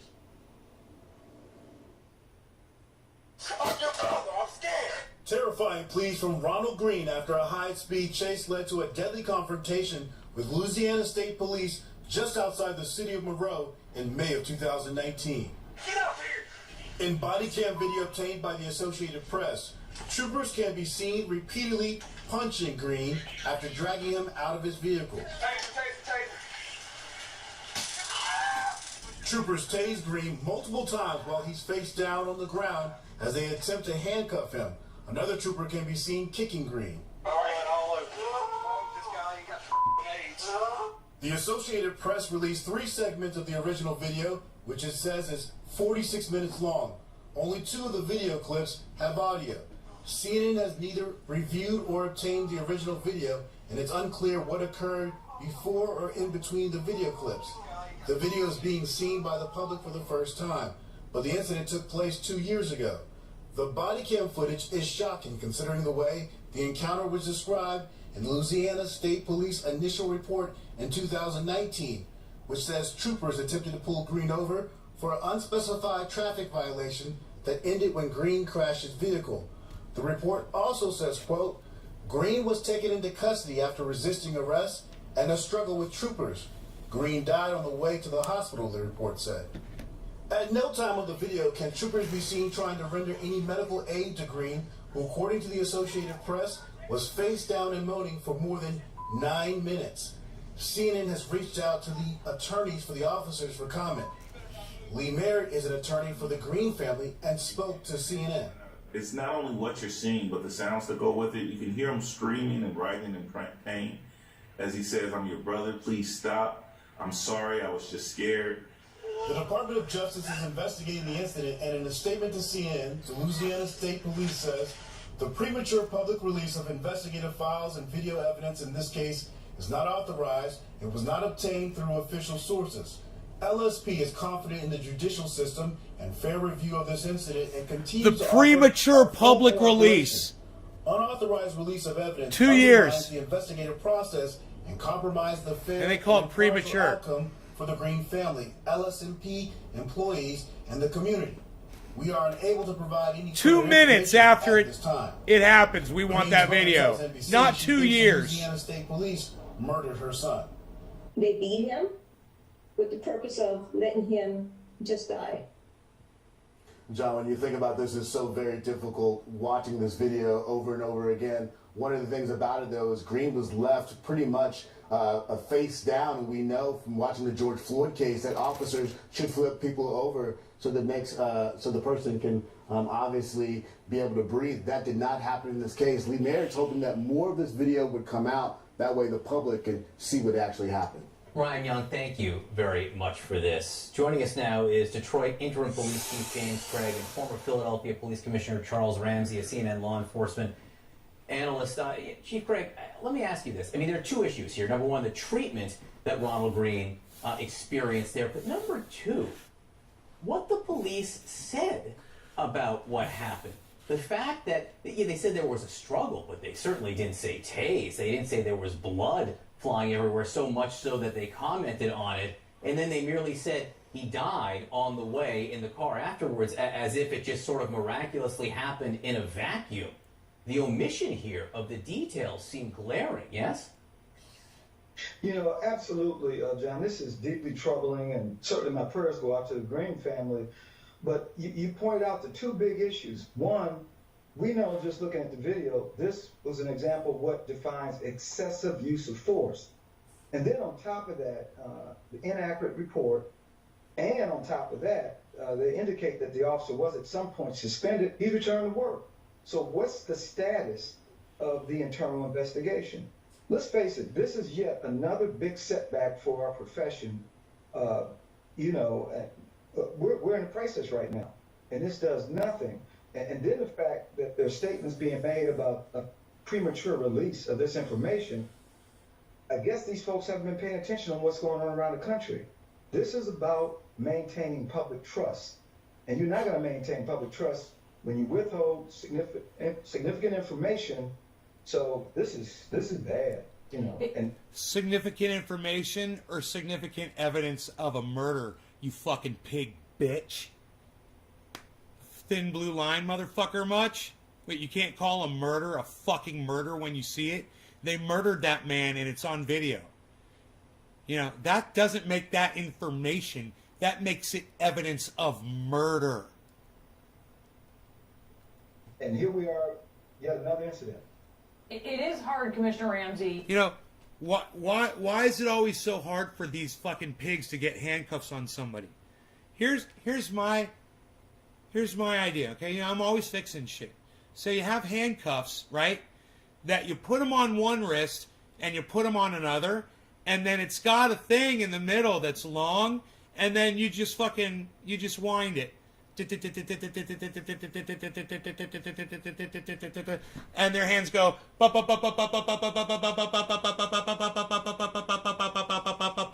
bump. That's all. And then it locks, and then the handle on there comes off. How about that? It's a fucking key that turns that and brings two cables together, right? On two handcuffs. That's all. You don't have to fucking murder people. You just invent something like that. You fucking pig bitches.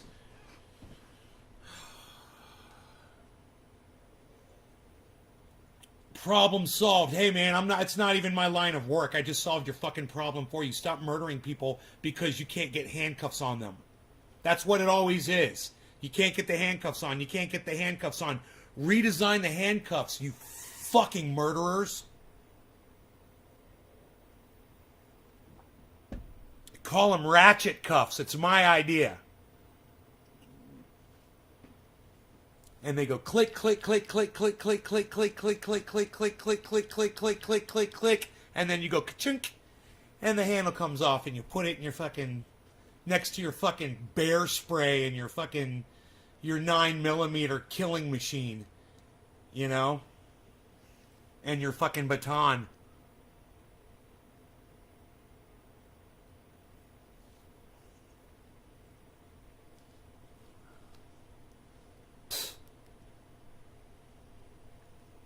to look at this Louisiana State Police statement where they're emphasizing that this is an unauthorized release. You know, and in a way it's like, thank God that we can see something here, which is the contrast between the truth and what is represented by the police in the report in this case. We saw this in the case of George Floyd. That police report did not describe what happened to George Floyd at all. Yeah, there's no question about it. First of all, apparently the officials down in Louisiana are completely out of touch. I couldn't agree more with Chief Craig on that issue, but there are a lot of troubling parts of this. You know, the tasing of the individual for an extended period of time, the fact that he was laying in a prone position face down for such an extended period of time, and you can see from that, even though there was no extra body weight applied to him during the majority of that period of time, it's still very hard to breathe when you're laying on your chest with your arms behind your back. And you couple that with the fact that his heart rate was probably elevated and he was excited because of all the things going on. That clearly is something that should not have happened. He tried to roll over at one point, and one of the troopers actually prevented him from rolling over. And then the dragging, later in the tape, you can see one trooper actually dragging him by his ankles.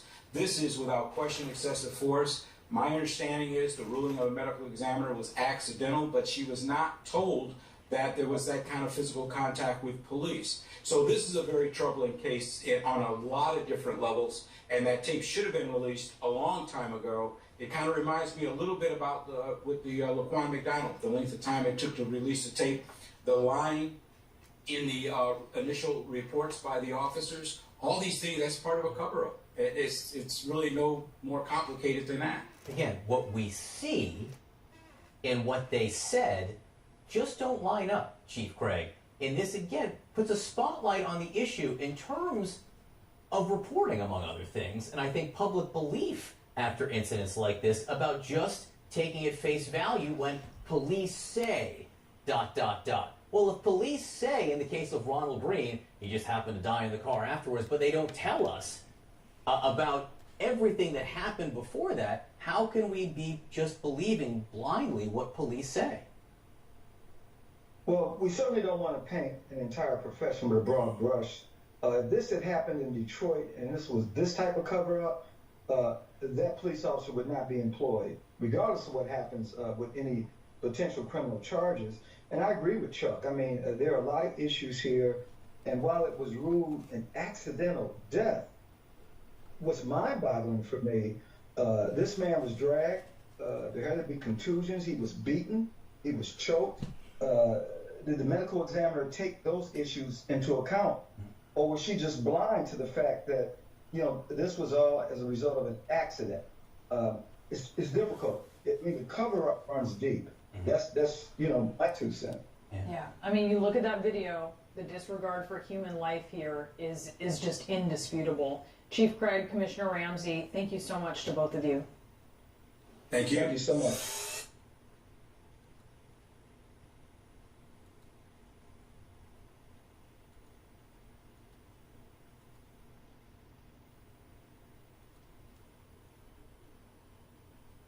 Flat Earth my ass.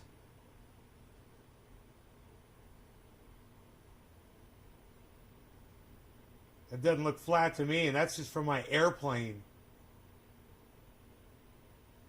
I don't know. Just a simple little photograph I took. Just a simple little photograph I took that proves that the Earth's not full fucking flat.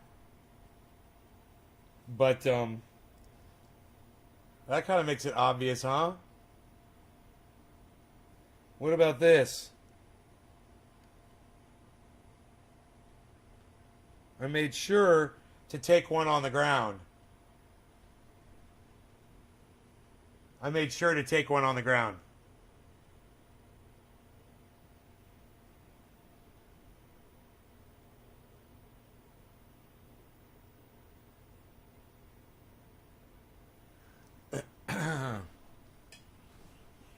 I'd like to superimpose those over each other.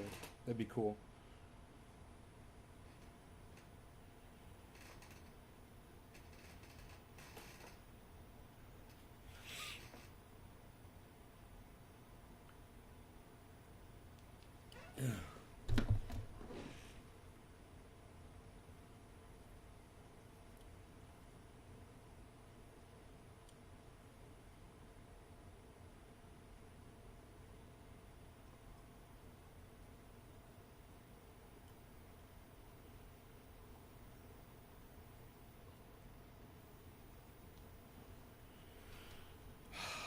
All right, so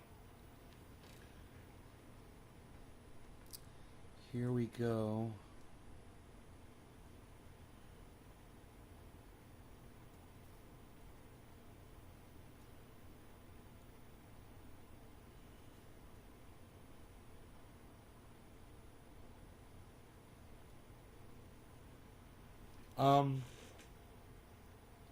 Bitcoin is still not listed. It's at plus 8%. It's not listed on our list here. It's below. If I scroll down, I'll be able to see it. It's way down. It's 4 from the bottom, Bitcoin.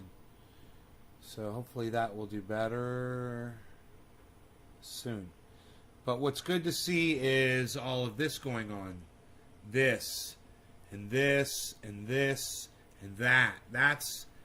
That's really good to see, you know.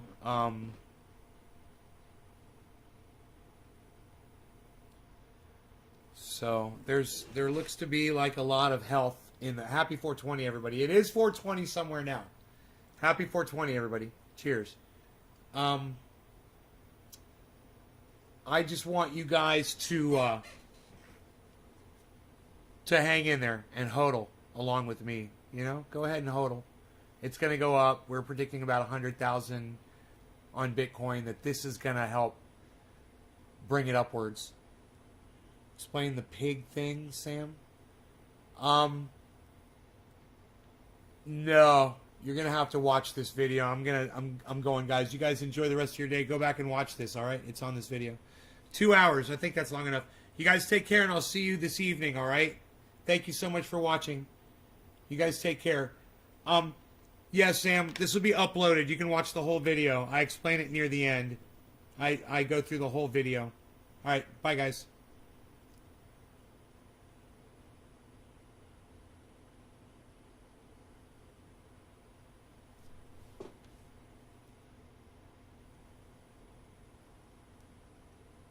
Right on, Sam. Hey, Stukes, what's up, buddy?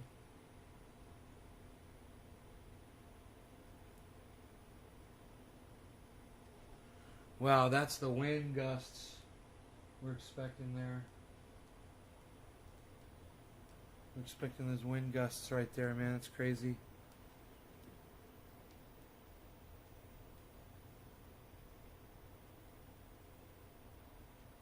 It's gonna rain a little bit.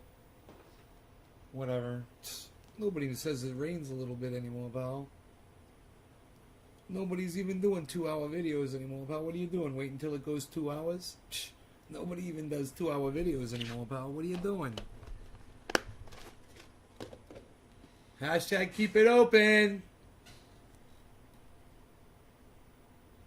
I got one from Nick. I got one hashtag keep it open from Nick.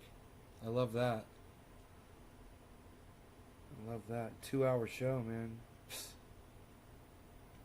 Guess I could take Rogie out if he wakes up. Maybe, I don't know. I don't know. I don't know. Shh. Unreal. Hashtag keep it open, Steve Running. There you go. Shh. 2-hour episode. Nobody does 2-hour episodes anymore, pal.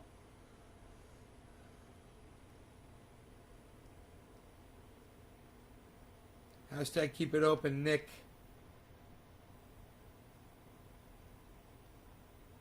Yeah, you're not supposed to say bye. You're supposed to say hashtag keep it open. Hashtag keep it open. Seller. Remember Seller was number 1, guys? It's the last one on our list right now. See you later, pal. Psh, unreal. Nobody's even doing it. Nobody's even doing it, pal. Psh. Remember, we were at 420 earlier today. It's trying to get back up to 420 again. Psh. Nobody's even doing that anymore, pal. What are you doing? 2-hour video. Nobody's even doing. Nobody's saying keep it open in your chat anymore, pal, except for 2 people. Unreal.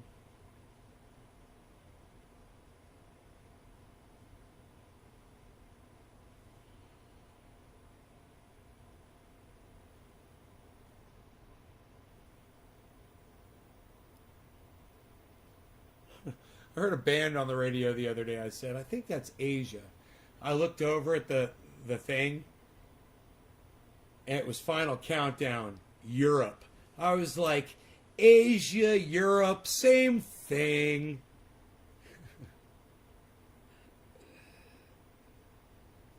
Ba ba ba ba ba ba ba ba ba ba ba ba ba ba ba ba ba ba ba. That's that song. I was like, that's Asia? I looked over, I was like, Europe. I was like, psst, unreal, pal. Nobody's even doing it like that anymore. No, nobody's even doing it anymore, pal. What are you doing? What are you doing? Nobody's doing it. Nobody's even doing it, pal. What are you doing? What you doing, pal? What are you doing? Dude, I got 22 loyal motherfucking viewers. You guys are awesome. Thank you guys so much. I love that you guys are here. I love that you guys love this show so much. And that makes me so happy. Hey, Billy, what's up? Same band. America, Asia, Europe. I know all those bands. Shut up, yo. They're continents. Hey, look at you. Bands named after continents. America, Asia, Europe. I know them all. I know all the continent bands.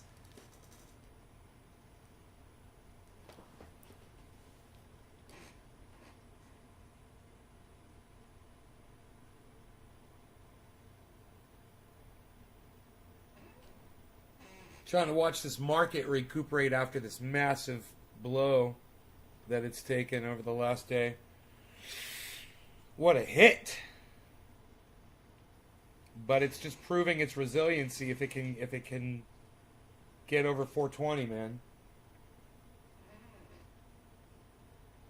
It took a hit today. I wonder what caused that hit today, guys. Look at that drop. You guys see the drop I'm looking at? We were riding at 420. We were all happy. I was like, oh, I hope it goes to 420 and stays there. And it did. And then, beep, after I shut my show off. So now it's trying to retest 420, you know? Same thing here. Boom. Devil's fucking tower right there. Boom. Same thing. Devil's tower. Boom. Same thing. Devil's tower. Boom. Trying to work its way up slowly. Not so much, really, here. Look at this. This must be Doge. Yeah, Doge is just bopping along. Doge is just bopping. But Bitcoin needs to lead the pack. And it's not right now, you know. It's at the bottom. It needs to get better. And it's at plus 10, but it needs to go higher. And it needs to keep rising. So hopefully it will. Hopefully people will start thinking that it's out of the low area, you know, that it's been in.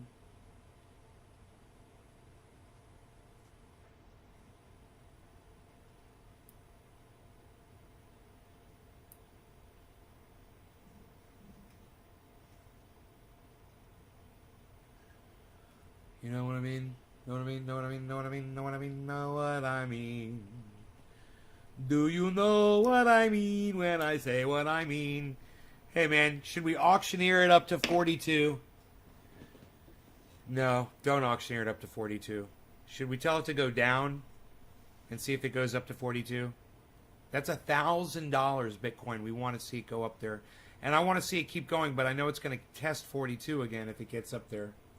It's getting pretty close. It's getting pretty close. Never lost wisdom, but damn. Auctioneer. What the fuck, says Stukes. Number in the left top corner. You just noticed that number in the top left corner? It's hard for me to discontinue a show that's got 23 people watching, man. You know? That's a lot of viewers.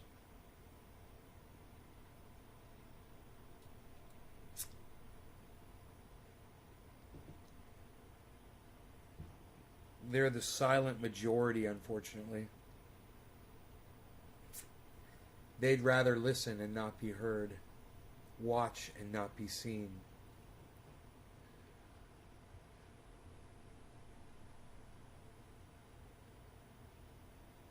Appreciate it, you. Thanks, Dukes. Dude, I need to see Bitcoin go up, not down. I should tell it to go down. Should I? Down, Bitcoin? If I tell it to go down, it will go up. Or if I auctioneer it up. I can auctioneer it up. Should I try to auctioneer it up to 200? Let's get it 200, folks. Let's go. 14 and a 15 2 and a 12 5 and a 15 quarter 2 2. Come on, 200. 3 and a 15 quarter 2. Let's get it up to 200. 5 and a 15 quarter 2 2. 15 quarter 5 5 15 quarter 2 2. Come on. There's our 200. Got it. That was easy. 300. Man, it's got a little. I gave it a little bounce. I got it up to 350. Just a little jump start there. 350, 360, 370. Portfolio. 41,400. Oh, don't be sad. It's going to go up, buddy. 41,400.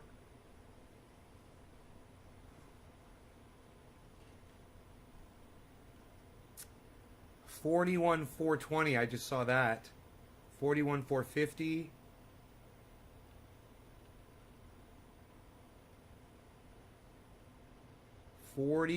How's my sound? You guys notice my sound has more depth today? More bass, more low end? Or no? Does it sound the same? You feel a big move? Yeah? I don't know. Maybe I should check the candlesticks on the 1 minute chart, you know? I want to try to do some predicting.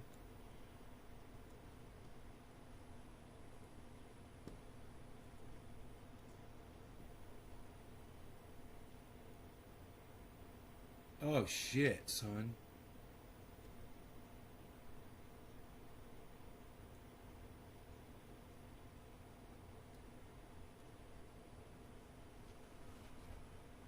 Well, all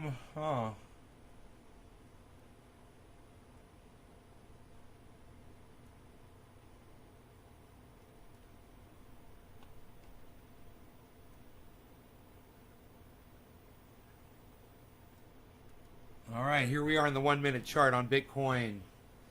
We're at 41.45 right now. And the candlesticks are looking flat across the volume. But the value's been walking up gradually from 40,800. So we're at 41.4. And there seems to be a drop, a little immediate drop in volume. Let's see what happens here.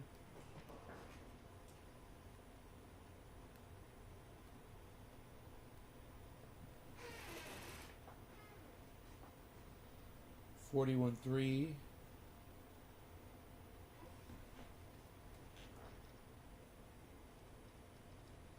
Man, my pond is still filtering nicely, I must say. I hope the water's getting cleaner. Man, I let that water settle. It is nice and clear, but it didn't affect the ppms. It really is total dissolved solids. It really is dissolved in the water. I'm like, where am I at, man? I was like, why can't I see myself on camera? It was Beazle Cam Extreme. Here we go. I can like be right here. Okay, yeah, that's good. Let's see what this is going to do. We're getting purple, which means we're going to drop. But I see a downward tick in the volume, which means we might go up. So if we get a little bit of a drop with a downward tick in the volume, we could be shooting up to getting to 42. And maybe I should hope for more than 42 this time. You know, maybe I should shoot for the 45 to even say 50. Because I said, let's get to 42 and hold 42. And we did. It was a nightmare. I was like, I can't believe I said that, and it did it. And if you don't believe me, go back to this morning's show and you can watch me literally say it's... God, it's so fucking weird. Let's go to 50, man. Right now. 50K. Looking for that bounce Moon was talking about. After a drop like that, it always bounces up like 4 times in value or something. Hippie chick, hey.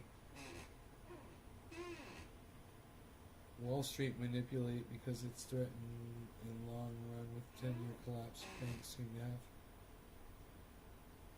Steve running a daily close above 200-day moving average. That's bullish.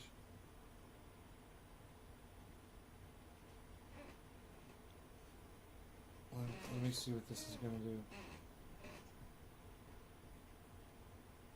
Let me see what this is going to do. We're going to drop here. We were expecting that. But it might just be a little drop before a nice yellow flag.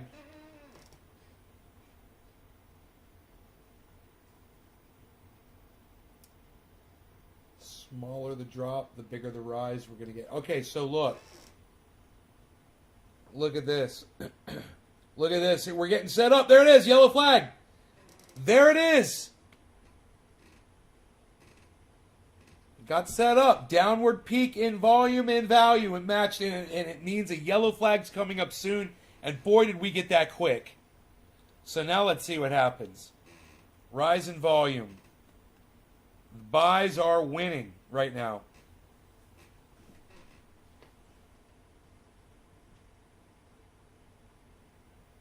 It's a high bottom on it. Let's see if it can retain that bottom. Stay green instead of going yellow again. Got a lot of green volume below, guys.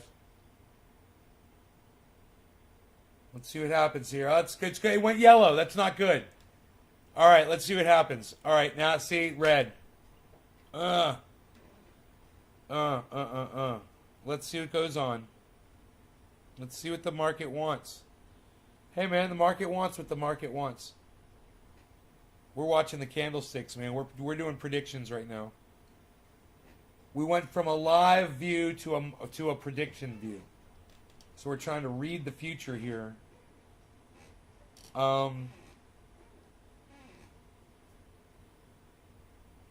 We do have a solid yellow marker and a downward trend. Good sign. Good sign. Bottoms are matching even across 41.3. Okay, the bottom just dropped. That's not good. Bottom needs to come back up.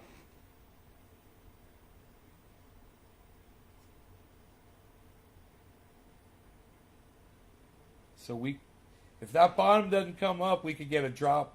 Let's just see what happens.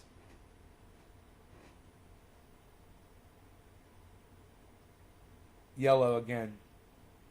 And in this case, it's not good because it was green. You know, it went from green to yellow. That's not a good sign. That's going the wrong direction. We want it to go from yellow to green. You know? We want to see that bottom red thing go green right now. There it goes. Green. Boom. That's what we want to see. Let's see what happens. Are we going to get our kick? 41.4 is looking good. Can we get a 41.5? How hungry are our buyers?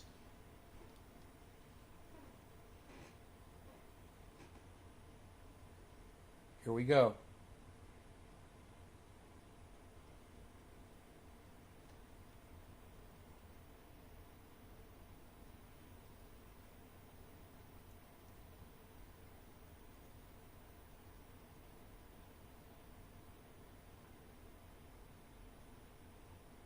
Damn, we got a purple marker. Purple went green with red volume below. Red volume below. Red volume below. It needs to go green below. You guys see that last marker right down here? It's red. It needs to go green. There it goes. Boom. Now, let's see what happens above. It's green.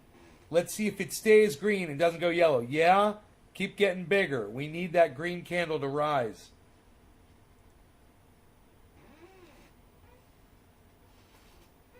If it rose up with the avenue behind it, bow, bow, bow, bow, bow, bow, bow, bow. If it stole somebody else's wave to fly up, bow, bow, bow, bow, bow, bow, bow, bow. Something unseen, boom, boom, boom. Some kind of verb, boom, boom, boom. Something is motioning, bow, bow, bow, bow, bow, bow, bow. To rise, to rise, to rise, boom, bow, bow, bow. Too fat, you must cut lean. You gotta take the elevator to the mezzanine. Jump, change, and it's on. Super Bon Bon, Super Bon Bon, Super Bon Bon. Too fat, you must cut lean. You gotta take the elevator to the mezzanine. Jump, change, and it's on. Super Bon Bon, Super Bon Bon, Super Bon Bon. Boom, boom, boom, boom, boom, boom, boom, boom, boom, boom. Boom, boom, boom, boom, boom, boom, boom, boom, boom, boom, boom. Boom, boom, boom, boom, boom, boom, boom, boom, boom, boom, boom. Hey, Margie.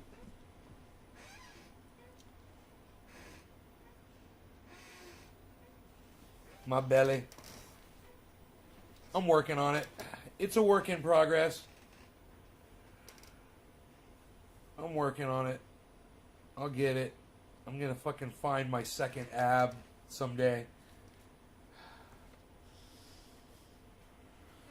Whoa! 41.9. Let's go 45.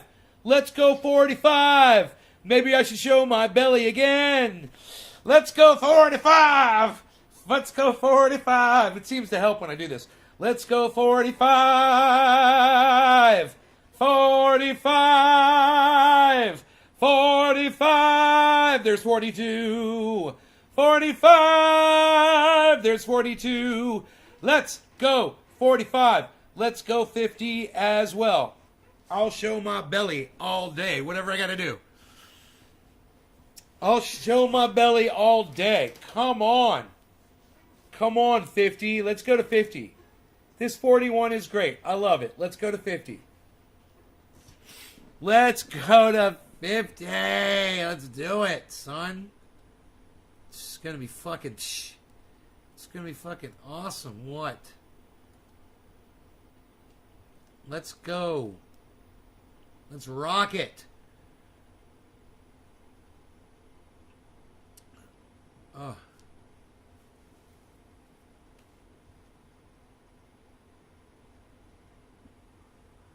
Matic is looking great right now. I was thinking about pulling some money out of Matic because it was doing so good.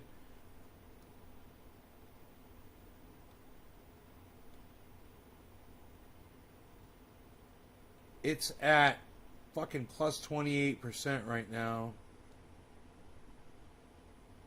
29%. 30%. Holy shit, it's skyrocketing all of a sudden. Dude, the whole market's skyrocketing. Everything's going up right now, guys. Look at Ethereum, 2,900. Look at Cardano, $1.87. Even Doge is going up, 41 cents. Everything, bro, everything on this list is going way up, way fast all of a sudden.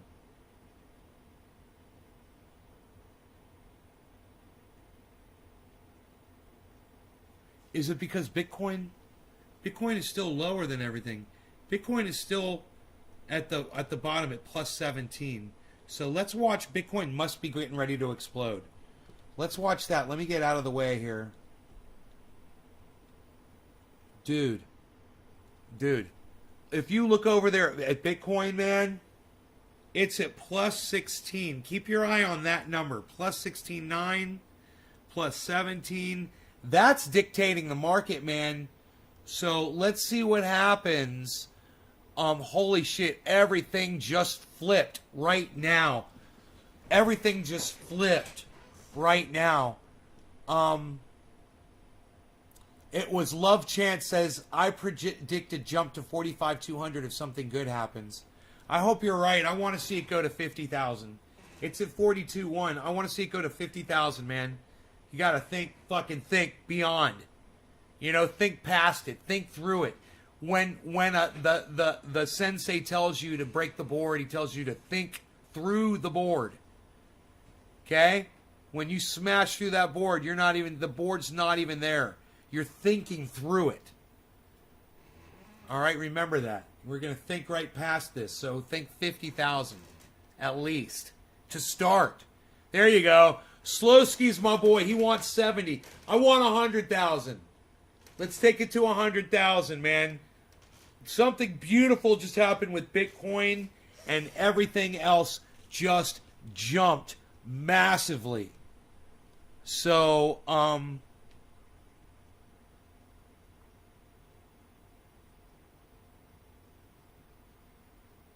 I going to pull those profits on Matic?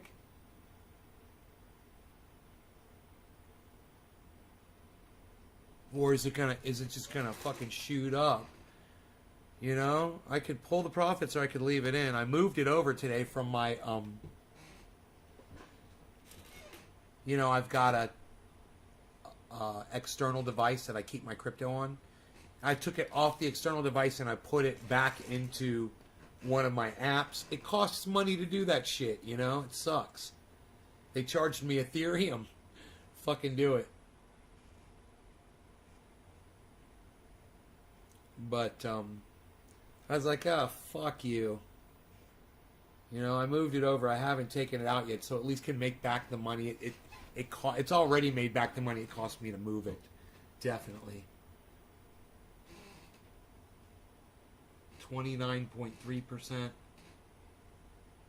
Polygon Matic, 29.3%. That's what I got my eye on right now. $1.91. I'd love to see Polygon Matic go to $2. You know, and then maybe I will pull that profit out. 2,700 bucks worth of profit. I should look and see what that's worth right now, you know? It was 2,700 when I pulled it out today.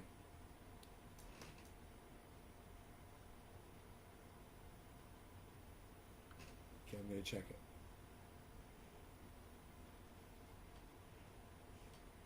On my chart, and shit just blasted up. Yeah, man, 41. It's going back down though. So let's see what's going on, because our little upward tick just is taking a pause. But we've got a nice setup here, guys. Right here. Here it is. A downward trend in volume. Right here. A downward trend in volume. A downward trend in value. We're about to go yellow, guys. We're about to go yellow. This is fine. This drop is fine. This is what we want. We want our downward trend in volume and value to match up. Look, we're going yellow. Here we go. Here we go. Wow, it's not showing it. Okay, it's going to go. It's going to go yellow. And it's going to go up. It's going to go yellow. It might not be this candle, but it's going to go yellow. This is exactly what we need on a setup right here to go upwards. Let's see what happens. I'll look over here on the big screen. It's a big red candlestick right now, but it's going to go yellow, man. It's a setup. It's a setup, man. Come on, man. Blasting. Green volume. Yellow candle. Come on, green volume. I've seen this so many times. Come on, green volume, yellow candle. I don't want to take my eyes off the screen. And come on. Here we go. Boom! Yellow flash. I saw it. There it is. I knew it was going to happen. We were set up for it. You guys know how to read these charts just like me now. It's so simple. 1 minute chart on Bitcoin. Downward trends match up. You're getting ready to go upwards. You're going to see that yellow flash. You're getting ready to go up. All right, here we go. My deposit today is worth now, oh my God, dude, it was It was $2,700. Now it's worth $3,500. I don't think I'm going to pull out the profit now, man. Holy shit. Maybe I should right now, man. Maybe I should. Oh my God. Can you believe that? 3,000. It's worth $3,500. What was $2,700 earlier today, guys? It's gone up that much. It's like a fucking date. It's like I just did a day trade, but I didn't pull anything out. All I did was move something. It definitely paid for the fucking transfer, man. How much was the transfer? It cost me, where's the fucking gas fees at, motherfucker?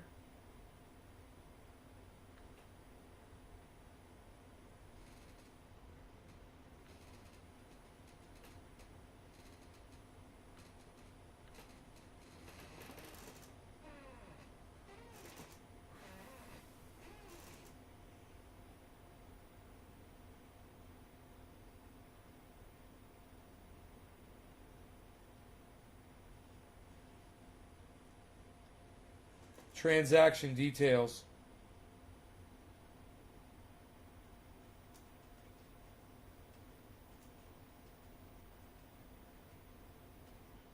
Transaction fee. $23.32 worth of Ethereum. Gas price.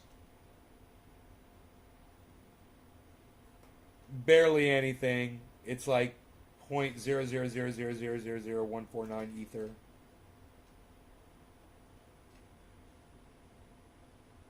Gas limit, gas used by transaction. So it way paid for the fucking transfer fee. That's nice. So I'm looking at a lot of profit there. I could pull it out, or I could leave that bitch in and say, hey man, this is going all the way. Dude, my portfolio is blasting right now. And Bitcoin, my Bitcoin holdings are way negative. I'm in the alt season, son, right now on my portfolio. So I'm way down, thousands and tens of thousands of dollars down on my Bitcoin, guys. From what I bought, I'm tens of thousands of dollars down from what I bought. And I'm okay with that. Totally fine with that. You know why? Because my overall portfolio right now is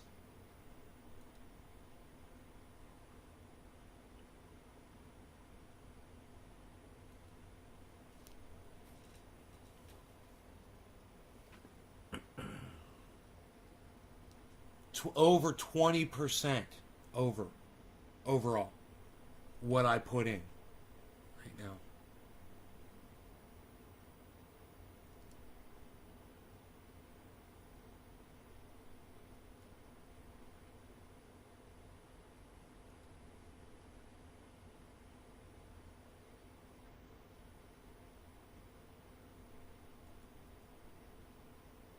%46 of my holdings are Bitcoin.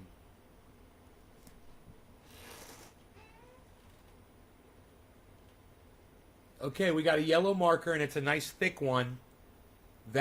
We've got a downward trend, right? Okay, so here we go. All my students out there that are paying attention. Okay, what we've got right here, we've got a nice downward trend. Got a real nice downward trend. We've got a nice downward trend right here, guys. You see this?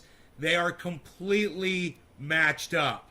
This is matched up with this, means we're going up right now, man. This yellow marker is our signal that we're about to blast upwards. After seeing this and seeing this, you guys, this is the 1 minute chart. This is a free software. It's on Crypto Watch desktop. All of you guys can use this for free. Like I said, there's that green candle going up, guys. I'm not even surprised at all. I'm surprised the bottom is so low on that green candle. That's a little troubling. I don't like where the bottom is on that green candle. But I'm seeing if we get a high bottom on the next one right here. So if we get a bottom on the next candle and it's way up here, we're going to be loving it. Then my prediction will totally be true. And we're going way up. But we got to get a high bottom. And right now it's not looking too good. We need a lot of volume. We need a lot of green volume down there, not red volume.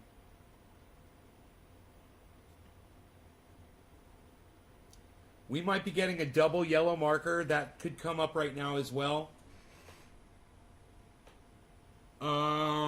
It's reading purple. That's not good. We don't like that.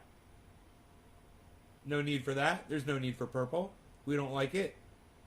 It's purple and red are arguing right now. Let's get that yellow, guys. Let's get that yellow.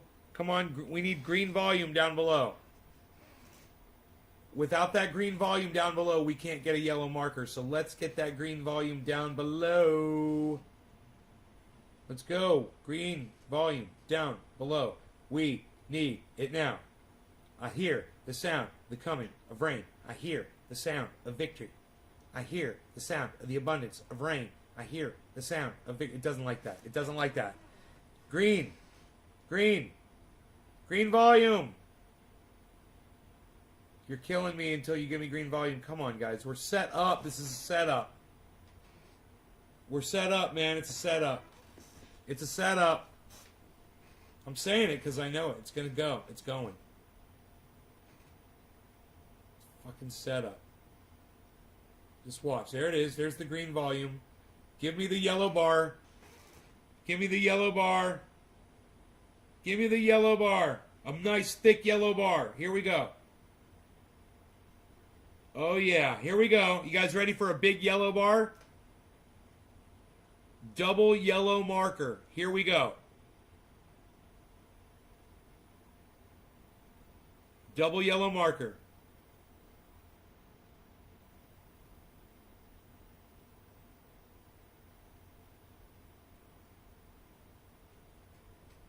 Flip it back. Flip it to yellow. It's going to go yellow. I don't care that they passed it. It needs to go yellow. Flip it yellow. Flip it yellow. Flip it yellow.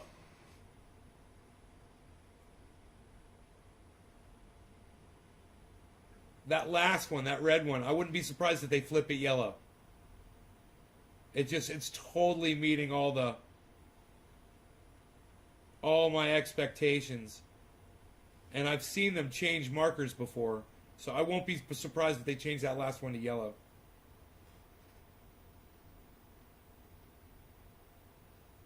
Go. Go. Do it. You were so close to doing it. You know you wanted to be yellow. You wanted it to be yellow. Totally wanted it to be yellow, bruh.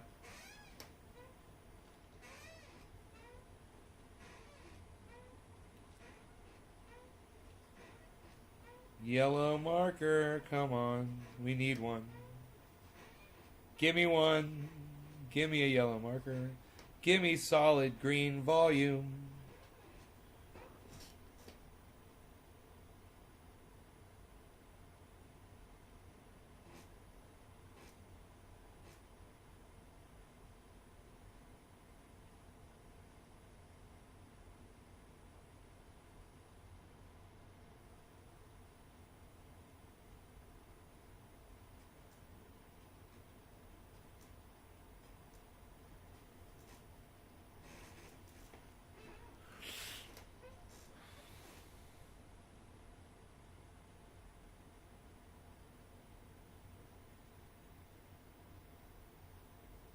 What's it going to do here, guys?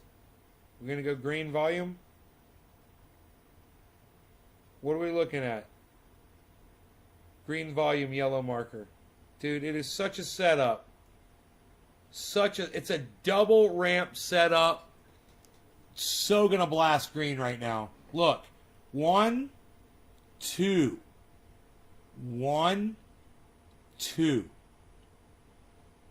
It's going up, man. It's gonna go up. I'm telling you. I'm seeing these signs. There's the yellow marker. Double yellow marker. There it is. Here we go. Double yellow. I don't like where the bottom is on it.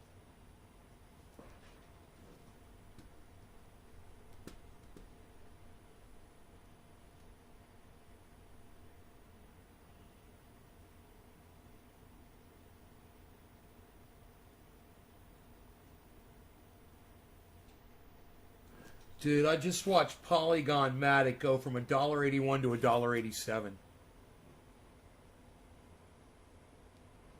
This went from 3.5.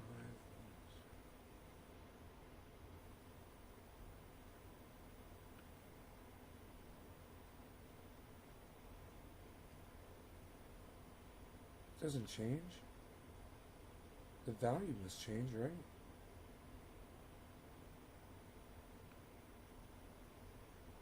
Huh. Why isn't the value changing? That's weird.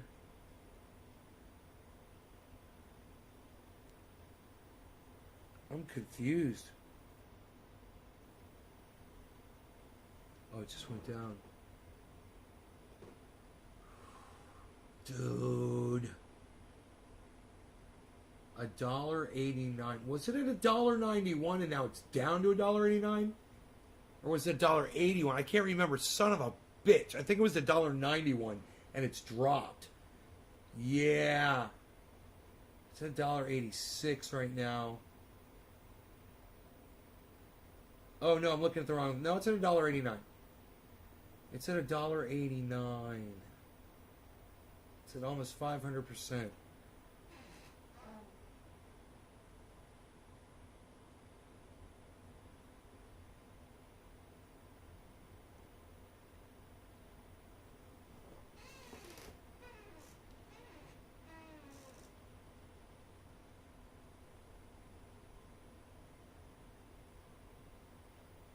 Wow. I'm like, should I sell it and pull the profit out? Well, it's so fucking high, or is it going to just blast and go super higher? And I'm going to be sad that I did it, you know? Fuck. It probably would be a good time. I saw it way higher earlier, though. It's at 20%. I saw it at like 50%.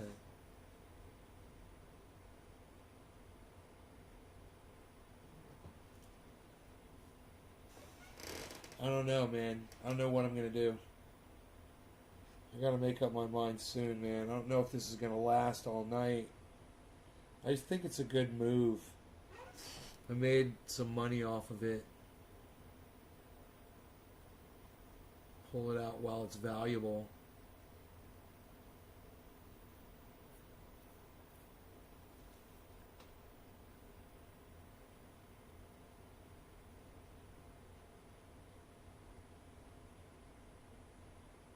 As I watch it slowly go down in value, dude, as I'm sitting here trying to make up my mind, I'm like, oh, I'm watching it go down in value.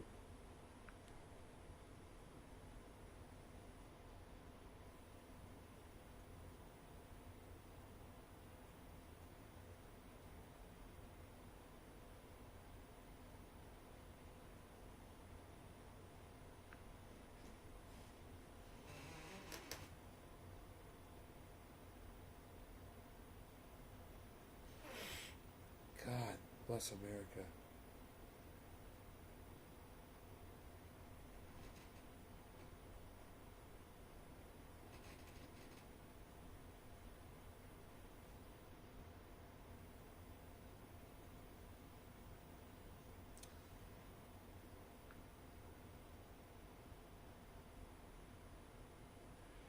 Actually, it's kind of low over the week, man. It was higher. I'm gonna wait. I'm gonna fucking wait. Yeah, it's at a low point, man. Fuck that shit. I'm glad I did this. I'm zooming out, and I'm totally feeling not pulling profit on it. Yeah. Yeah. I'm not going to do it. I made up my mind. I'm just going to let it sit in there. I'm good. I'm good.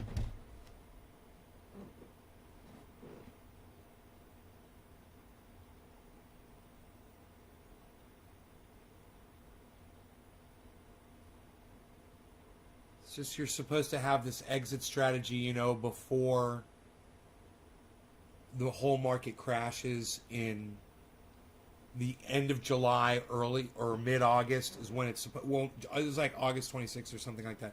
But whenever it's all supposed to just go to a bear market and everything drops for, you know, until tax season, and then after tax season, everyone gets their checks, and that's when the bull market starts again. So it's, you know, people are preparing for that. They pull their money out to pay their taxes.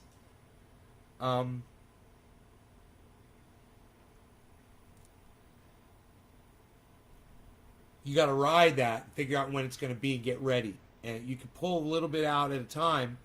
As you get closer and closer to that time, you could pull more and more out. But it's costing you money every time you pull money out, so make sure you're pulling out, look at your highest asset at that time. Pull money out from your assets that at that moment that's worth the most, that's the most valuable. That's where you want to pull your profits from. Don't ever pull your profits from something that's doing bad. Never, never, never. It will always turn around. If you're doing crypto, there'll always be a day where it will be doing much better. So be patient. And if you're trying to pull profits out, do it like that. All right? You guys take care. I love y'all. I'll see you guys tonight. Bye now. Thanks for all the Keep It Opens, man. There were so many of you I couldn't walk away. All right. Take care, y'all. Bye-bye.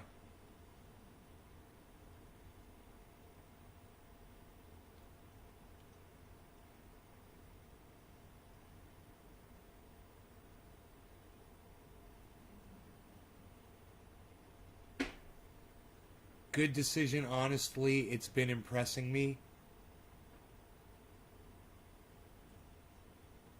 Hold on to that crypto, guys. Buy it and hold on to it. Buy it when it's low and then hold on to it. All right. Bye, guys.